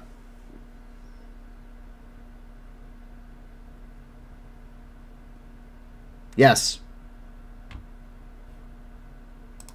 Congratulations. You are in the Russian military. Your life is worth 5 kilograms of fish. In the United Kingdom, training exercises begin for future leaders of Ukraine. So, training exercises for future commanders of the armed forces of Ukraine have begun in Britain and Ireland. That's coming from the Ministry of Defense. The course provides classes in leadership, psychological, methodological, fire, technical training, tactical training, as well as international humanitarian law. Richard Seibert says, what kind of fish? It's Russia, man. I don't think any good kinds of fish.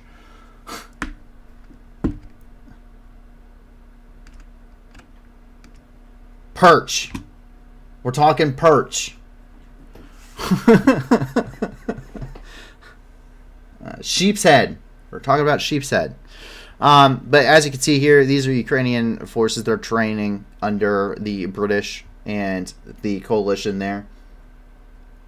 And we're seeing that they're doing some like tactical training here on vehicles. This is firing a 50 cal from the mounted position, the M2HB specifically from the mounted position.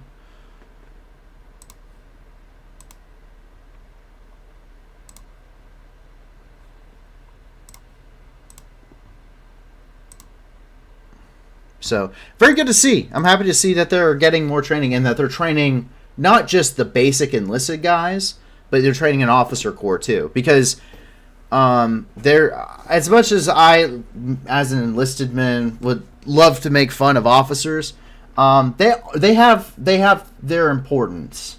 They have a role and they have an importance. As funny as it may be that they can't read maps or follow compasses or always get lost, they have an important job within the military, and getting NATO training for NATO-trained Ukrainian officers to lead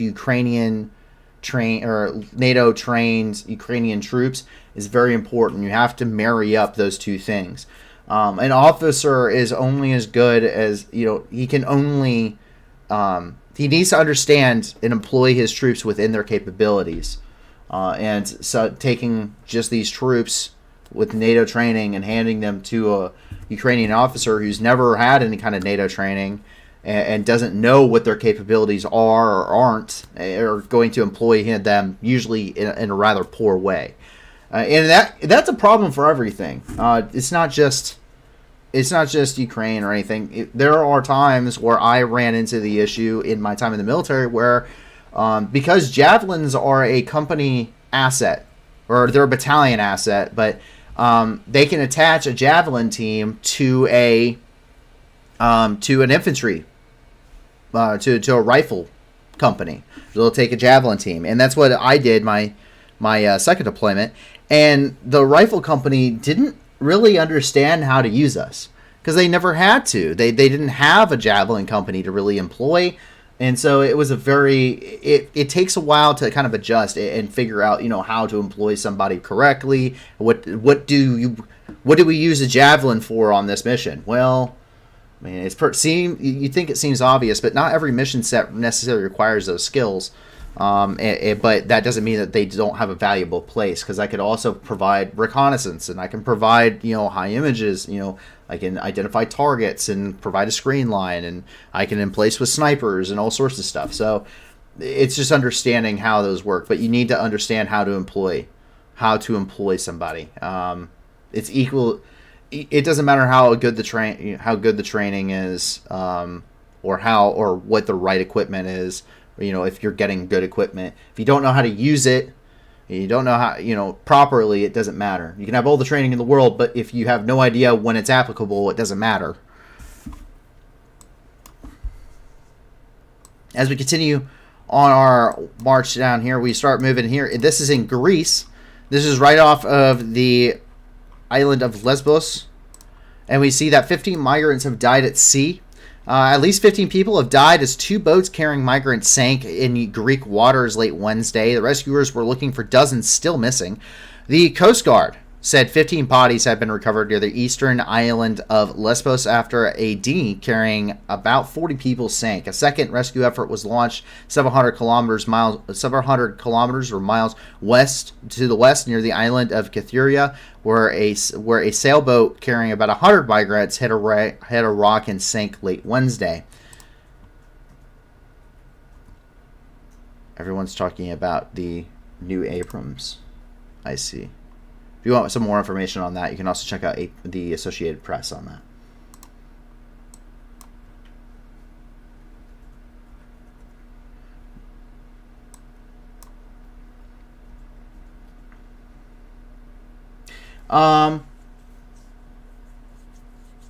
Okay, so there's been a lot of talk about because a lot of people are bringing up the fact that the new Abrams debuts soon, and they're talking about, are we scared? So Monster Greg 11 says, aren't we scared to send over the Abrams because it might get straight up embarrassed?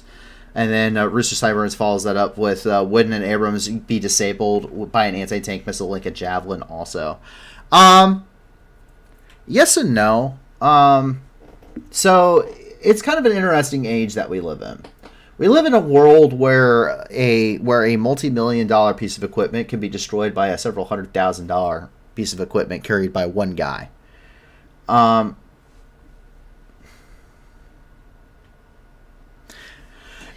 the Abrams, it's not that we're scared to send the Abrams, it's the fact that the Abrams is extremely expensive. It's extremely expensive. So the Abrams has a purpose, but the Abrams is very different NATO tanks are very different compared to Soviet tanks.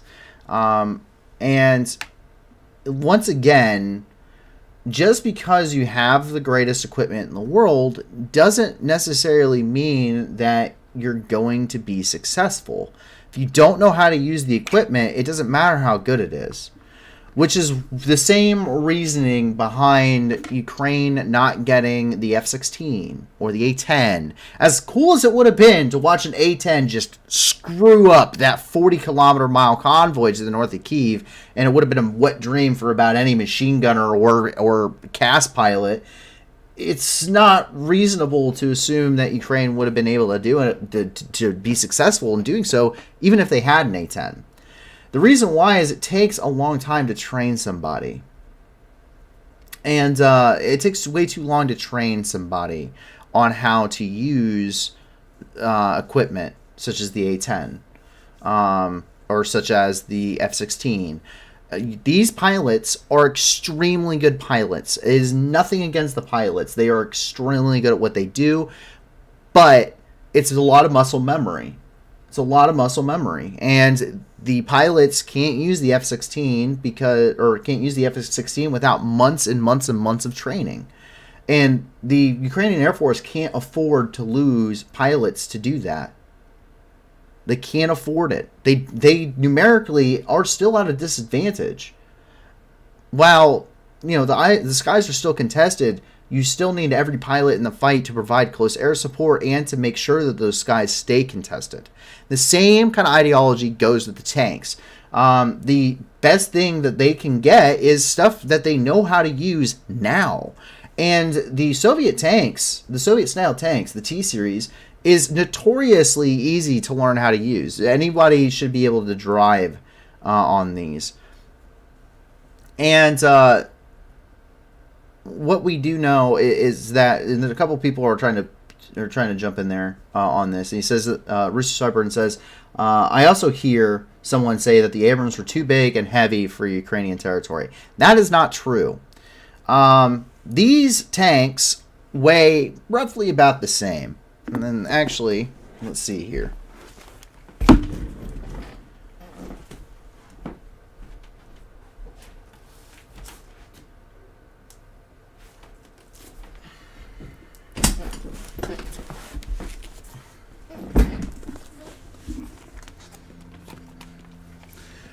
Sorry, you just got to watch me hit myself in the face with my headphones. So, this right here is my 0352 knowledge book that I got when I was going through training. For those that are interested in. So, this allows me, this also has Armor ID in it, and so I can actually have both NATO and T-Series vehicles in here. So, let's go with the T-72. The T-72 is kind of the medium factor and is pretty much the baseline for tanks. And let's see here. The T-72 weighs 44.56 tons with a crew of 3 there, with a maximum road range of 480 kilometers and extended with 550 kilometers with the external fuel tanks. So it weighs 44.56 tons. That is the T-72, the baseline of essentially all Russian tanks. Now let me go through my NATO tanks and see if I can find the Abrams. That's the Challenger series, the Leclerc. I'm going to bet the next one's the Leopard. Okay. The M1A1A2 Abrams weighs 57.1 tons with a crew of 4. So it's 44 tons versus 57 tons. You have an increase of about 10 tons worth of weight on the vehicle. And also remember that the Abrams is a significantly larger vehicle, but it uses a different type of armor than the T-72 does. The T-72 uses a rolled homogeneous cold steel. It uses a cold rolled homogeneous steel, as opposed to the Abrams, which uses a steel it uses a composite armor of steel and ceramic that makes it lighter, but the steel and ceramic is actually stronger than just standard steel is, which makes it a lot not only stronger, but stronger, especially when you consider the slope angles. They can maintain the slope angles and have a much better degree of effectiveness, which means that the Abrams tank, in many areas of the tank itself, the armor is the equivalent of up to 1 meter thick, if you include slope angle and the durability of the steel on it. So, yes, 57 tons. It's 44 tons versus 44.5 tons, almost 45 tons versus 57 tons. So, is there a weight increase? Yes.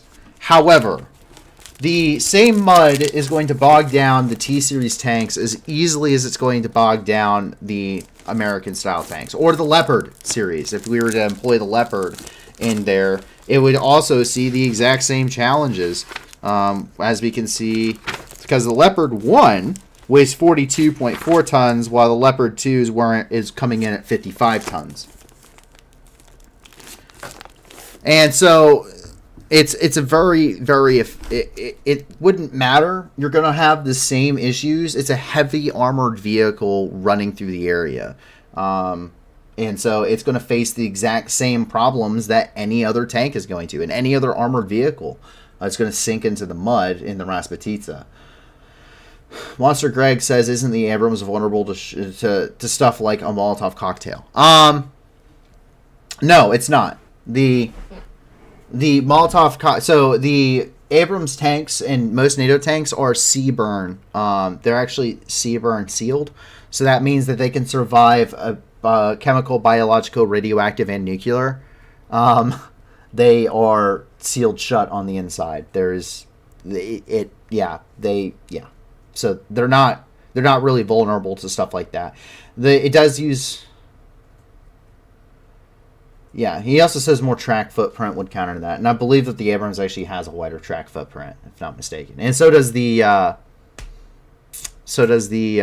Challenger, or not the Challenger, but the Leopard 1, Leopard 2. I believe have a wider wheelbase usually. The Soviet-style tanks, T-series tanks, are usually considered more compact, and they're purposely built to be more compact. But so would they be as vulnerable to the same things, the Javelins, the ATGMs? Yes and no. So the T-series tanks have what's called an auto-rotating carousel. The auto-rotating carousel is meant so that way they don't require a loader, just a gunner. That's why they maintain a crew of 3, while most of their vehicles and the earlier T-series tanks, including the T-62, T-54, T-55, and such, require 4 crew, is because they don't have a loader. Well, it makes great for rates of fire and automated system. That makes it very terrible for ammunition storage. The way that the auto carousel works is it rotates around on the bottom part of the turret, which is where all of the ready ammunition is stored, which is about half the ammunition that the tank can actually carry, about 20 rounds. And it can fire up to 8 rounds a minute. And this means that all of that ready ammunition is stored right there in the open at the bottom of the tank, right at the bottom of the turret, which is why the turrets always fly off when you blow these things up. That is not how it works inside of the Abrams tanks. And inside of an Abrams tanks, we use an 18-year-old kid with a really, really strong arm to load these things and to maintain a good rate of fire. And the reason being is that there's an armored door plate that goes in between and opens, but it can survive an ammunition detonation in the back, and there's blowout panels on the back of the turret where the ammunition is stored, which is why on an Abrams tank there's a big box shape on the back of the turret. It's where all the ammunition is. So it's not going to kill the crew. It could it's going to damage the vehicle. But inside of the crew compartment on an Abrams tank is an internal armored capsule that's even additional to the standard external armor of the vehicle, in order to improve survivability of the crew itself. That's one of the reasons why NATO vehicles have a higher profile. It's not just the external armor. There's an internal armor belt inside of the vehicles in the crew compartment. So that's one of the reasons why. Where the counterweight would be. It's in the back of the turret. It's the rear of the turret. These turrets literally sit on top of these tanks by their weight, just like the turret on a battleship does. I mean, they're not really. I mean, they're hooked in technically, but they're not really. But yes, like where the counterweight would be. Yeah. So it's in the back of the turret. If you take a look, I'll pull up an Abrams tank here. Abrams tank layout. Go to images and give me a good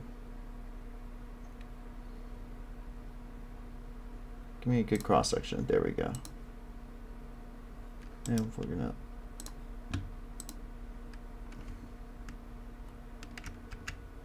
Good enough. Okay, so this is the Abrams main battle tank. This is a cross section of it. And it's not very good. It's a very small picture, actually. But you can see here, this is the layout of the Abrams. And you can see where the ammunition is stored here in the back. You have the loader, gunner, commander. So you have the loader, the gunner, the commander, and the driver. You can see the internal capsule, the armor belt, and you can see the opening door. These are blowout panels here in the top, and should a round strike the ammunition, which is the ready ammunition inside the vehicle, this shield wall actually prevents them from detonating inside the cabin. And could actually withstand the blast of all of these shells if they were to detonate simultaneously. And it blows out, the explosion actually blows out the top because these panels are designed to actually explode out the top.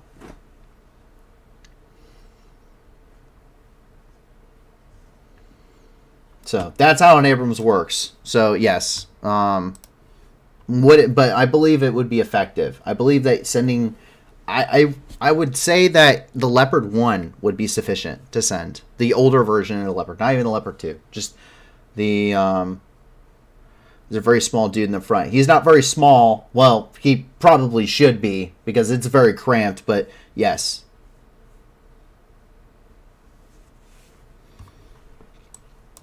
Anyway, continuing on. Move over here into Azerbaijan, specifically in Adeli, Azerbaijan, where a mass grave was found. Azerbaijan has unearthed another mass grave containing the bodies of Azerbaijanis killed by Armenian forces during the First Karabakh War in the Khojavand district. In Adula, an Anadula agency, AA team, captured the footage of the remains of 12 Azerbaijani people in a mass grave in the village of Adeli in the district. Bullet holes found in the skulls indicated they may have been executed by shooting. And they are skeletons at this point. So we can see there.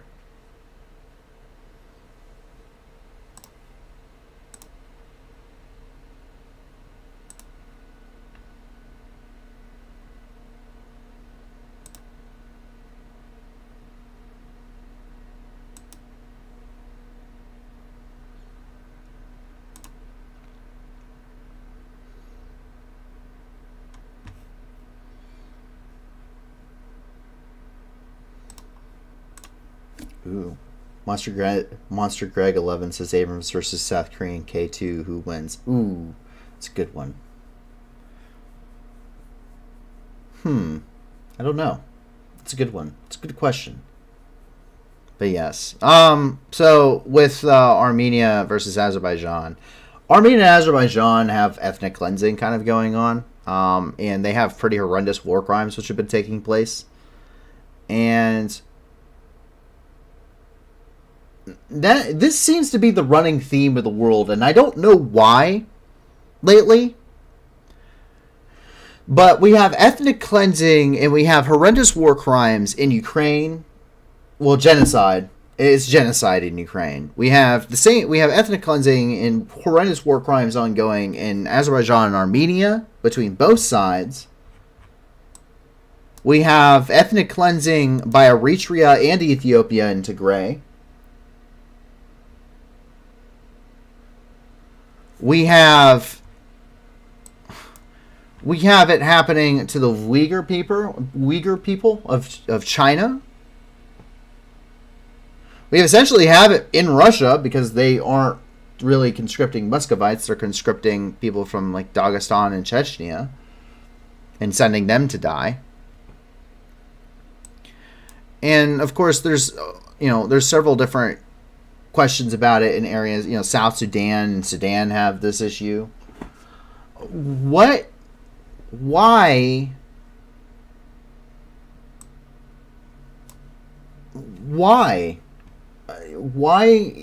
is it that this world, like, all of a sudden it's okay for everyone to begin ethnic cleansing each other simultaneously? Like, what is the why? Why are there so many instances simultaneously of this issue?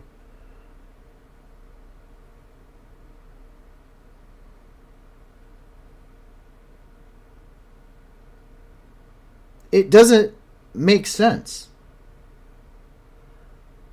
I'm not going to say I get along with absolutely everyone in this world, because I certainly don't, right? Like, I obviously do not have, like, the Wagner Group. I do not, Wagner Group don't mix. Never want to talk to one. Not even in a friendly conversation. Like, do not want to talk to anyone from the Wagner Group. Not even in any kind of a friendly conversation, not to discuss differences. No, I don't. I have a problem with them. I have a problem. And I'm very happy and readily will admit that. But it doesn't mean, like, I hate Russians, right? Like, it's not like I hate Russian people. I don't hate Russian people. I hate their government, but I don't hate the Russian people. I don't hate Palestinians. I don't hate Israelis. I don't hate anybody, really, outside of, generally speaking, just really bad people that have a bad purpose in life, which would be people like the Wagner Group and the Russian government, people that commit war crimes and atrocities. Why is it that we, as a species, have all of a sudden decided that, you know what? The Holocaust and the Rwandan genocide just weren't bad enough. Let's just go ahead and everyone start killing each other in ethnic cleansing.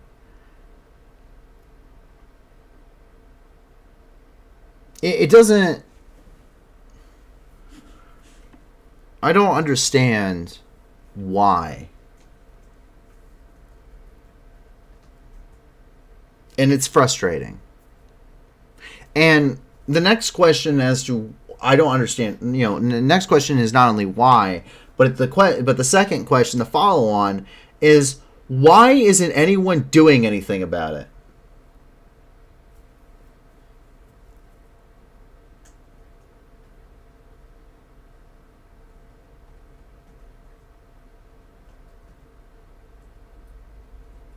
Why isn't anyone doing anything about it?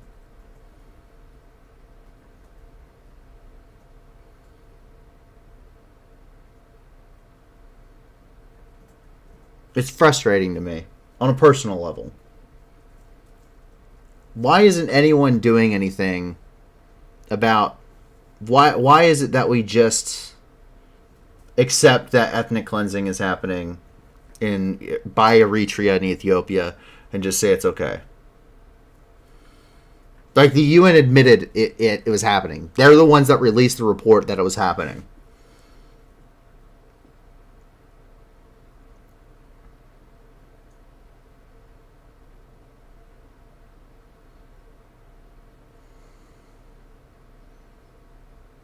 I'm curious as to what you guys think. Like, what do you think needs to happen to stop this stuff from happening?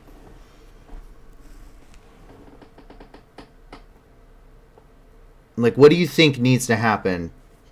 What do you, and I'm curious, I want to hear about what you have to say in the comments. What do you, as an individual, think should happen or needs to happen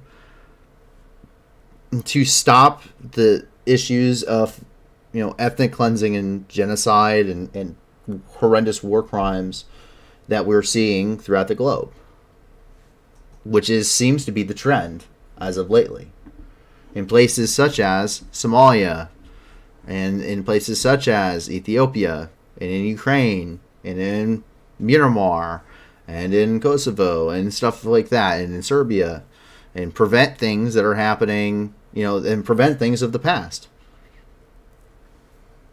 So I want to know in the comments of this video what you think, because I got some opinions on it, but that's as far as I'm going to go. Jump down here into Basra. That gunfights between Sodderists and the opposition were breaking out. Shooting erupted between the Sodderists and the opposing militia forces in the city of Basra, Iraq, after Muqtada supporters attempted to capture the local headquarters of Shabi.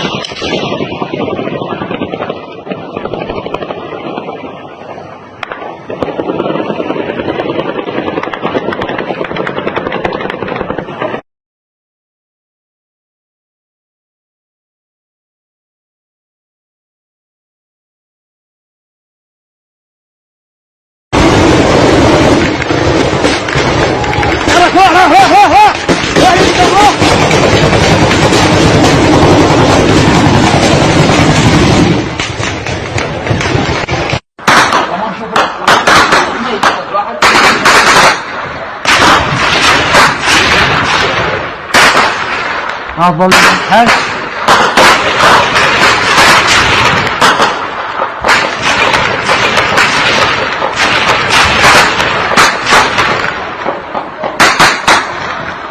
Hala dua edelim.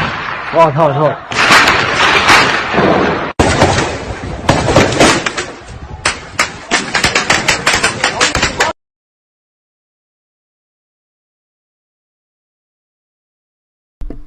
So that's the situation there in Iraq. As we move over here and into Afghanistan, we jump up to Herat, Afghanistan, where unknown people ended up blowing up a power pylon.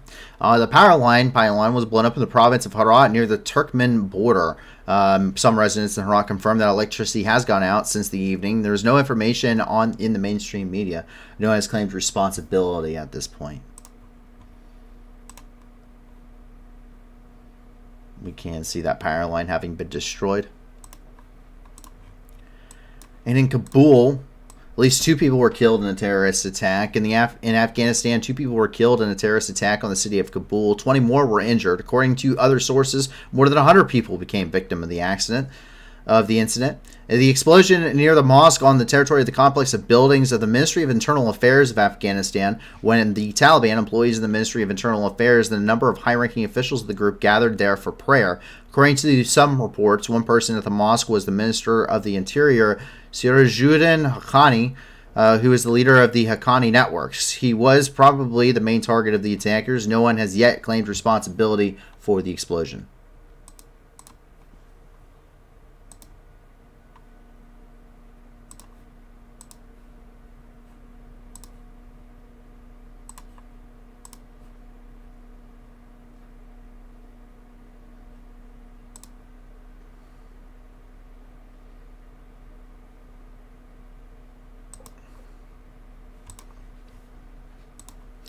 And 4 militants from the Jaish-e-Mohammed group were killed during a counterterrorism operation in the Jammu and Kashmir. The security forces eliminated 4 militants of the pro-Pakistani group Jaish-e-Mohammed. The operation began the day before in the Shopian County and ended only in the morning. Law enforcement officers discovered the terrorists' hideout and started a shootout with them, as a result in which 3 criminals were neutralized. Another militant opened fire on police officers patrolling the district. He was eliminated by return fire. According to the security officials, the attackers are involved in the attacks attempted on law enforcement and civilians.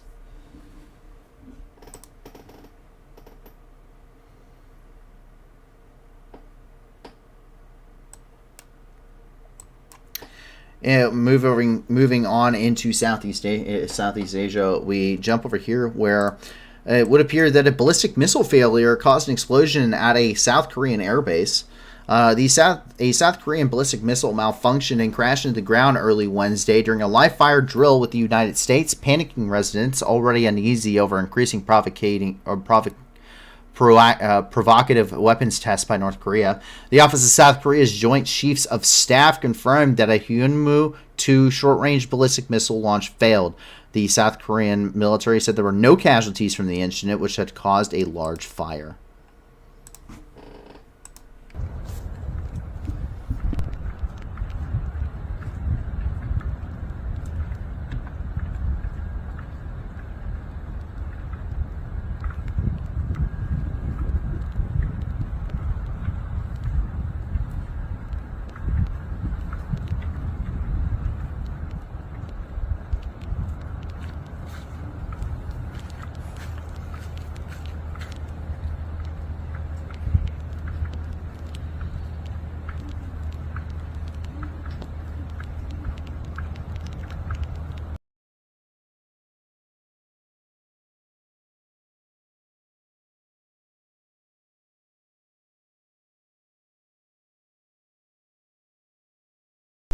And Pyongyang has fired, here in North Korea, has fired 2 additional ballistic missile launches as of today, earlier this evening.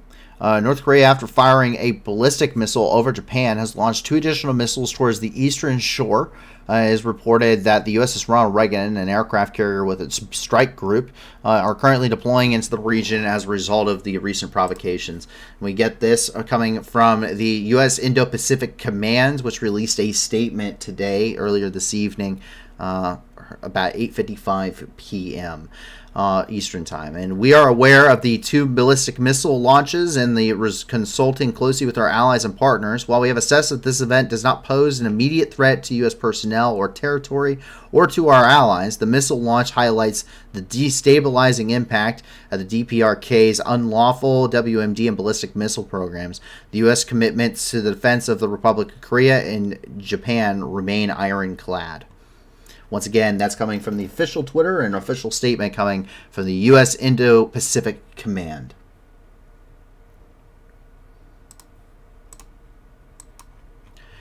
Jump down into Africa, where we actually end up reaching the Tigray region. 65 people were killed in an air attack, with 80-plus more injured after an airstrike on Tuesday, which is on 10/4, that hit a school in northern Ethiopia's Tigray region that was sheltering internally displaced persons displaced by conflict between the federal and regional governments. Reuters verified that the school hit by the airstrike was on the list of sites housing displaced persons the UN sent to Ethiopia's government back in January. The medical director of Sahul Hospital in the Shire, Dr. Fisa Hastian Gembrimadine, pronounced Fisa Hastian Golemedine, says his hospital received more than 87 patients wounded by the attack. He also says his hospital ran out of supplies to help the heavy wounded civilians. The Tigray People's Liberation Front blamed the Air Force of the Ethiopian Prime Minister and Eritrean President.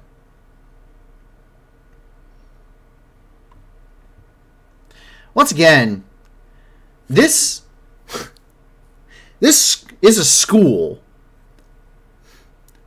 which is protected by the Geneva Conventions, by the way. Also,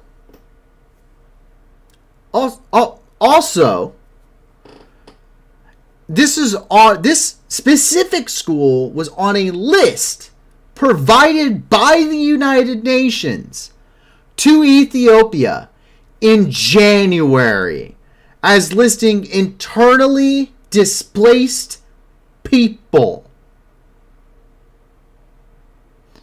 It is October.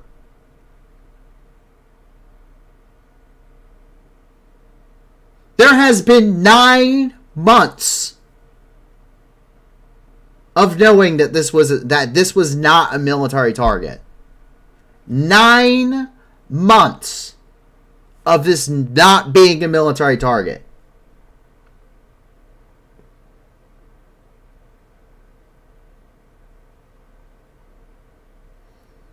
Nine months. Jesus. It's great television. Reposting Reuters there.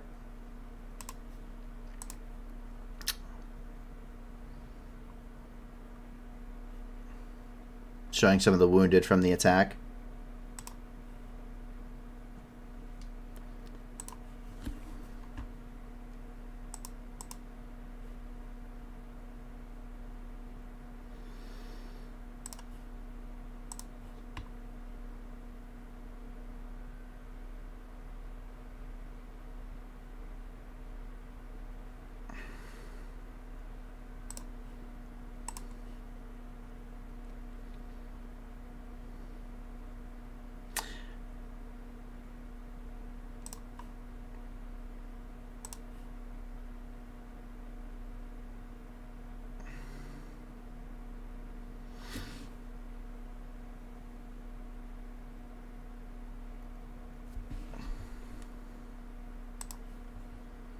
The government of Tigray on Wednesday reaffirmed their readiness for an immediate negotiated cessation of hostilities, according to Debretsion Gebre-Michel, president of the government of Tigray.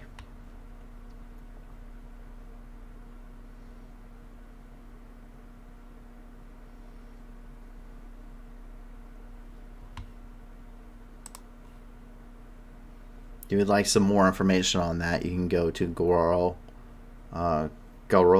online and read about that situation.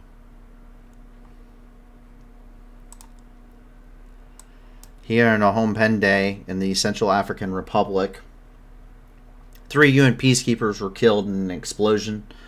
In Central African Republic, an explosion device went off. 3 servicemen of the Bangladesh Armed Forces from the UN peacekeeping contingent were killed.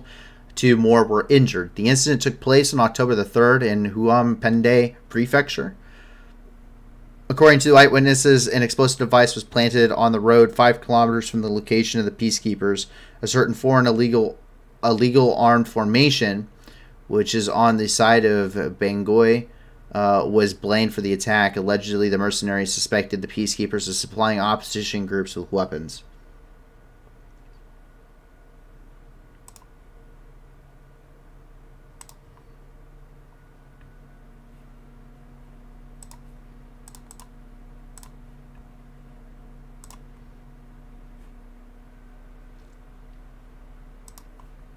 Once again, 3 UN peacekeepers killed in the Central African Republic. And in Mali, an Su-25 crashed upon landing. The Su-25 is from the country's Air Force, which crashed upon landing at the airport in Goa. The cause of the crash is still unknown. The pilot did die. The French press claims that a Russian became the victim of a disaster. The Russian Foreign Ministry has not yet commented on the situation.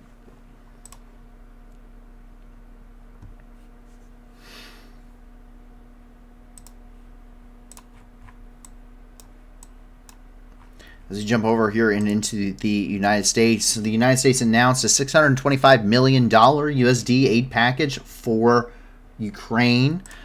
We do have the official press release from the U.S. Department of Defense regarding this. It's $625 million in additional security assistance for Ukraine. This includes 4 more HIMARS systems with the associated ammunitions, 16 more 155mm M777 howitzers, 75,000 rounds of 155mm artillery, 500 precision-guided 155mm artillery rounds, meaning Excalibur rounds, 1,155 remote 155mm rounds of remote anti-armor mine or RAM systems, 16 105mm howitzers, 30,000 120mm mortar rounds, 200 Max Pro mine-resistant ambush protected vehicles or MRAPs, 200,000 rounds of small arms ammunition, obstacle emplacement equipment, and Claymore anti-personnel munitions. In total, the United States has committed more than $17.5 billion in security assistance to Ukraine since January 2021. Since 2014, the United States has committed more than $19.6 billion in security assistance to Ukraine, more than $16.8 billion since the beginning of Russia's unprovoked and brutal invasion in February 24th. To meet Ukraine's evolving battlefield requirements, the United States will continue to work with its allies and partners to provide Ukraine with key capabilities. And so we see lots of heavy equipment coming from the United States. A lot of artillery systems. Why so many remote mines? So we've actually seen remote mine usage in Ukraine already, very heavily within the Kherson Oblast. The use of landmines is not really it's an area denial thing is what it's for. It's create blocking positions in area and route denial to your enemy forces, because no one's going to, like, if they know that there's that in an area is landmine, they're not usually going to drive into it, which is why.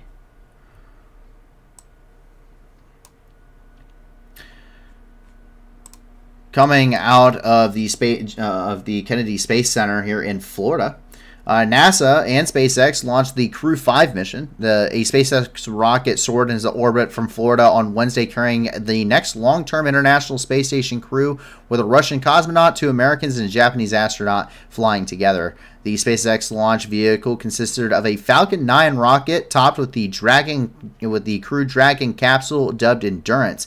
It lifted off into the skies at noon Eastern Time today from NASA's Kennedy Space Center at Cape Canaveral.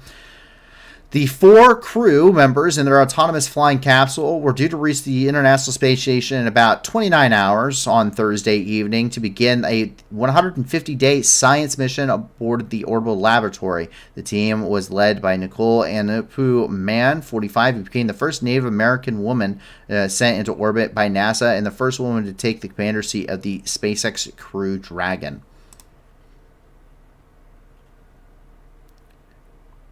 And we can see that here coming from NASA.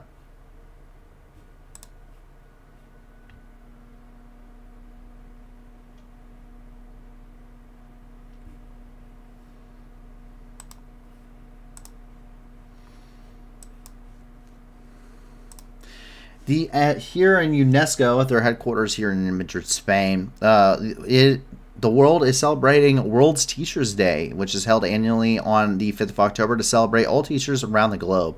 It commemorates the anniversary of the adoption of the 1966 ILO UNESCO recommendation concerning the status of teachers, which sets benchmarks regarding the rights and responsibilities of teachers and standards for their personal for their initial preparation and further education, recruitment, employment, and teaching and learning conditions. The theme of World Teachers Day 2022 is the transformation of education begins with teachers. We can see this coming directly from the UNESCO website here.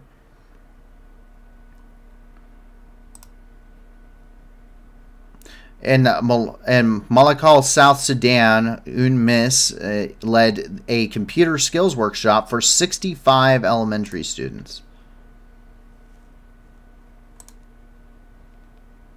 which is the UN mission to South Sudan.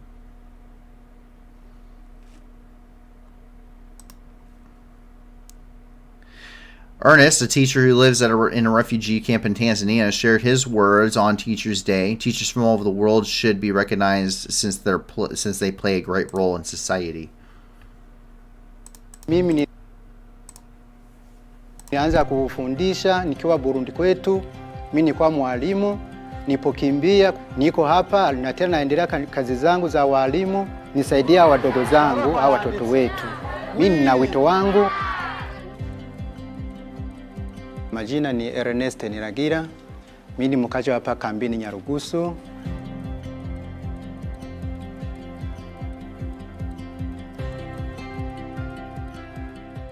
Hao wanafunzi ambao mnawaona hapa wanatoka huko kwetu nchini Burundi, wakimbizwa mkambini. Natumia kale mbinu ya kufundisha njia ya michezo. Halafu mwanafunzi anakuwa sawa, anasahau yale aliyomkabili. Hapo vinalingana na somo la siku na umuhimu wa wanafunzi wa kutoka mitaani kuja huku kusoma. Ila ukikuwa huku shuleni, moja wanapata knowledge, pili kuna changamoto nyingine ambazo zinaweza zikawakinga wakiwa shuleni.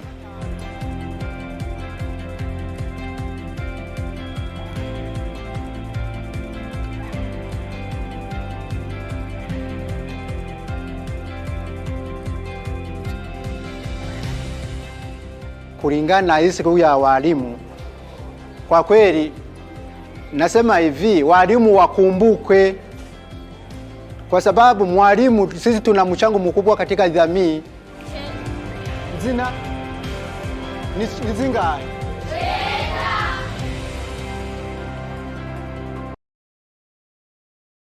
So that's awesome to see.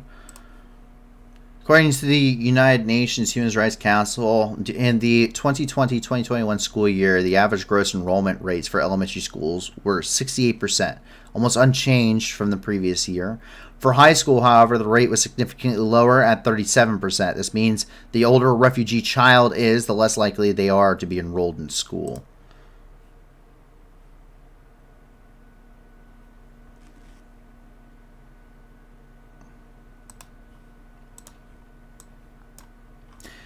And Ukraine was not left out of the festivities today when it comes to World Teachers Day. aid to Ukrainian teachers. On today's World Teachers Day, UNESCO and Google announced a large cooperation to supply 50,000 computers for teachers in Ukraine to help them deliver distance learning. According to the UN Office for the Coordination of Human Affairs, or OSHA, 5.7 million school-aged children whose lives and education have been impacted by the war in Ukraine.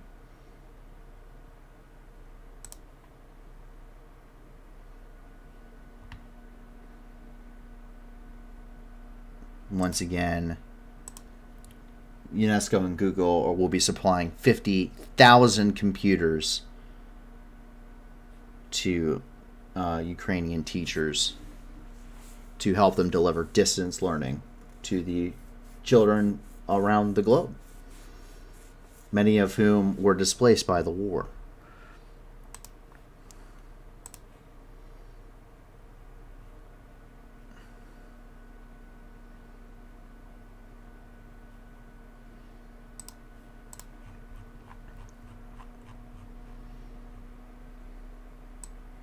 And so that wraps up all of the news for the day.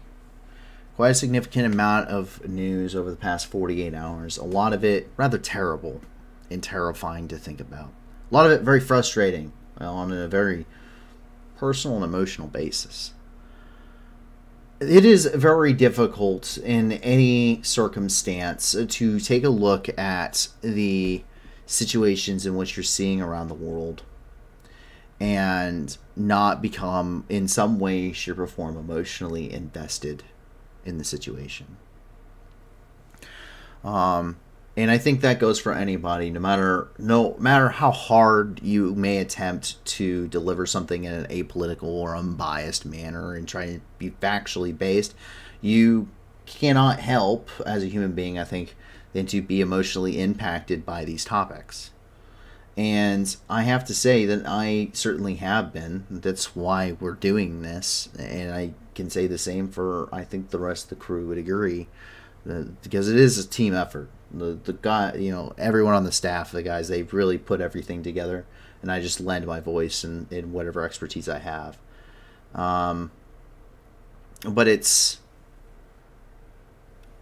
use those emotional feelings to do good. Be kind to those around you and to strangers. And try and be uplifting and maintain an optimistic and positive attitude, even in amidst all of this. And if you can, help us help others. Throughout the world, there's 345 million people with acute malnutrition, at the very least. They're facing 345 million people is more than at this point almost quadrupled the numbers of people that require humanitarian assistance throughout the world. And there are obviously people very much suffering every single day of the different situations throughout the world. So please check out the video description, as that is the point of this project. Please check out the video description, and please check out those organizations. Help us give back and help us help people throughout the world through this stream. We're never monetizing. We're never doing any of that. We're never doing any kind of super chats or anything. Everything we're ever going to do is going to be charity based, because we shouldn't profit off of other people's misery. We should help them. And so with that, if you can't give a lot to these organizations, please give a little. And if you can't give anything at all, that's okay too. Please help us grow this project, grow its impact, grow the community that has been so wonderfully built by you guys here. And let's do even more good throughout the world than what we are already able to do through this wonderful, wonderful project that you guys have, joined and help us, bring to the world. Give us a like, give us a subscribe, let your friends know about us, ring that bell, follow us on Twitter and social media, share our stuff, talk with us, and jump on our Discord. Let us know if you have any more organizations. And with that, we will hopefully see you on Friday at 10 p.m. Eastern Time, 9 p.m. Central for another 48 hours of breaking global news and review. And with that, I hope that you, your family, and your friends do remain safe over the next 48 hours, of course, and hopefully into the far future. And if not, I do hope that you find that safety and security in the very near future. My name is Paul from the New News, and have a fantastic rest of your night, everybody, and a fantastic Thursday, and hopefully a very happy and relaxing Friday. Bye, everyone. Gone home, Russian soldiers, gone home. Бо ми всіх вас тут змішаємо з багном. І стоять волноваги, і чудно кличе діти нахуй. Хто працює, ЗСУ і ТМО. Нам не треба ні конфлікту, ні війни. Та ми готові всіх вас звать до сатани. Тисячі вже полягло, і все більше шверхуйло. То для них нема нічого, крім труни. Gone home, Russian soldiers, gone home. Бо ми всіх вас тут змішаємо з багном. І стріля до волновахи, і чудно кличе діти нахуй. Тут працює ЗСУ і ТМО. Вызволять пришел, братишка, ну привет. На моей земле тебе один ответ. Нашим людям плечом, даже танки и бачок. Вам не взять нас и за 100 тысяч лет. Gone home, Russian soldiers, gone home. Бо ми всіх вас тут змішаємо з багном. І стріля до волновахи, і чудно кличе діти нахуй. Тут працює ЗСУ і ТМО. Mr. Putin, on behalf of all our guys, no one's scared of your nuclear device. You can take your top 11 and shove it up your wrinkled bum. I will come and help you fit it in your skull. Russian soldiers, gone home. Бо ми всіх вас тут змішаємо з багном. І стріля до волновахи, і чудно кличе діти нахуй. Тут працює ЗСУ і ТМО. Gone home, Russian soldiers, gone home. Бо ми всіх вас тут змішаємо з багном. І стріля до волновахи, і чудно кличе діти нахуй. Тут працює ЗСУ і ТМО. Russian soldiers go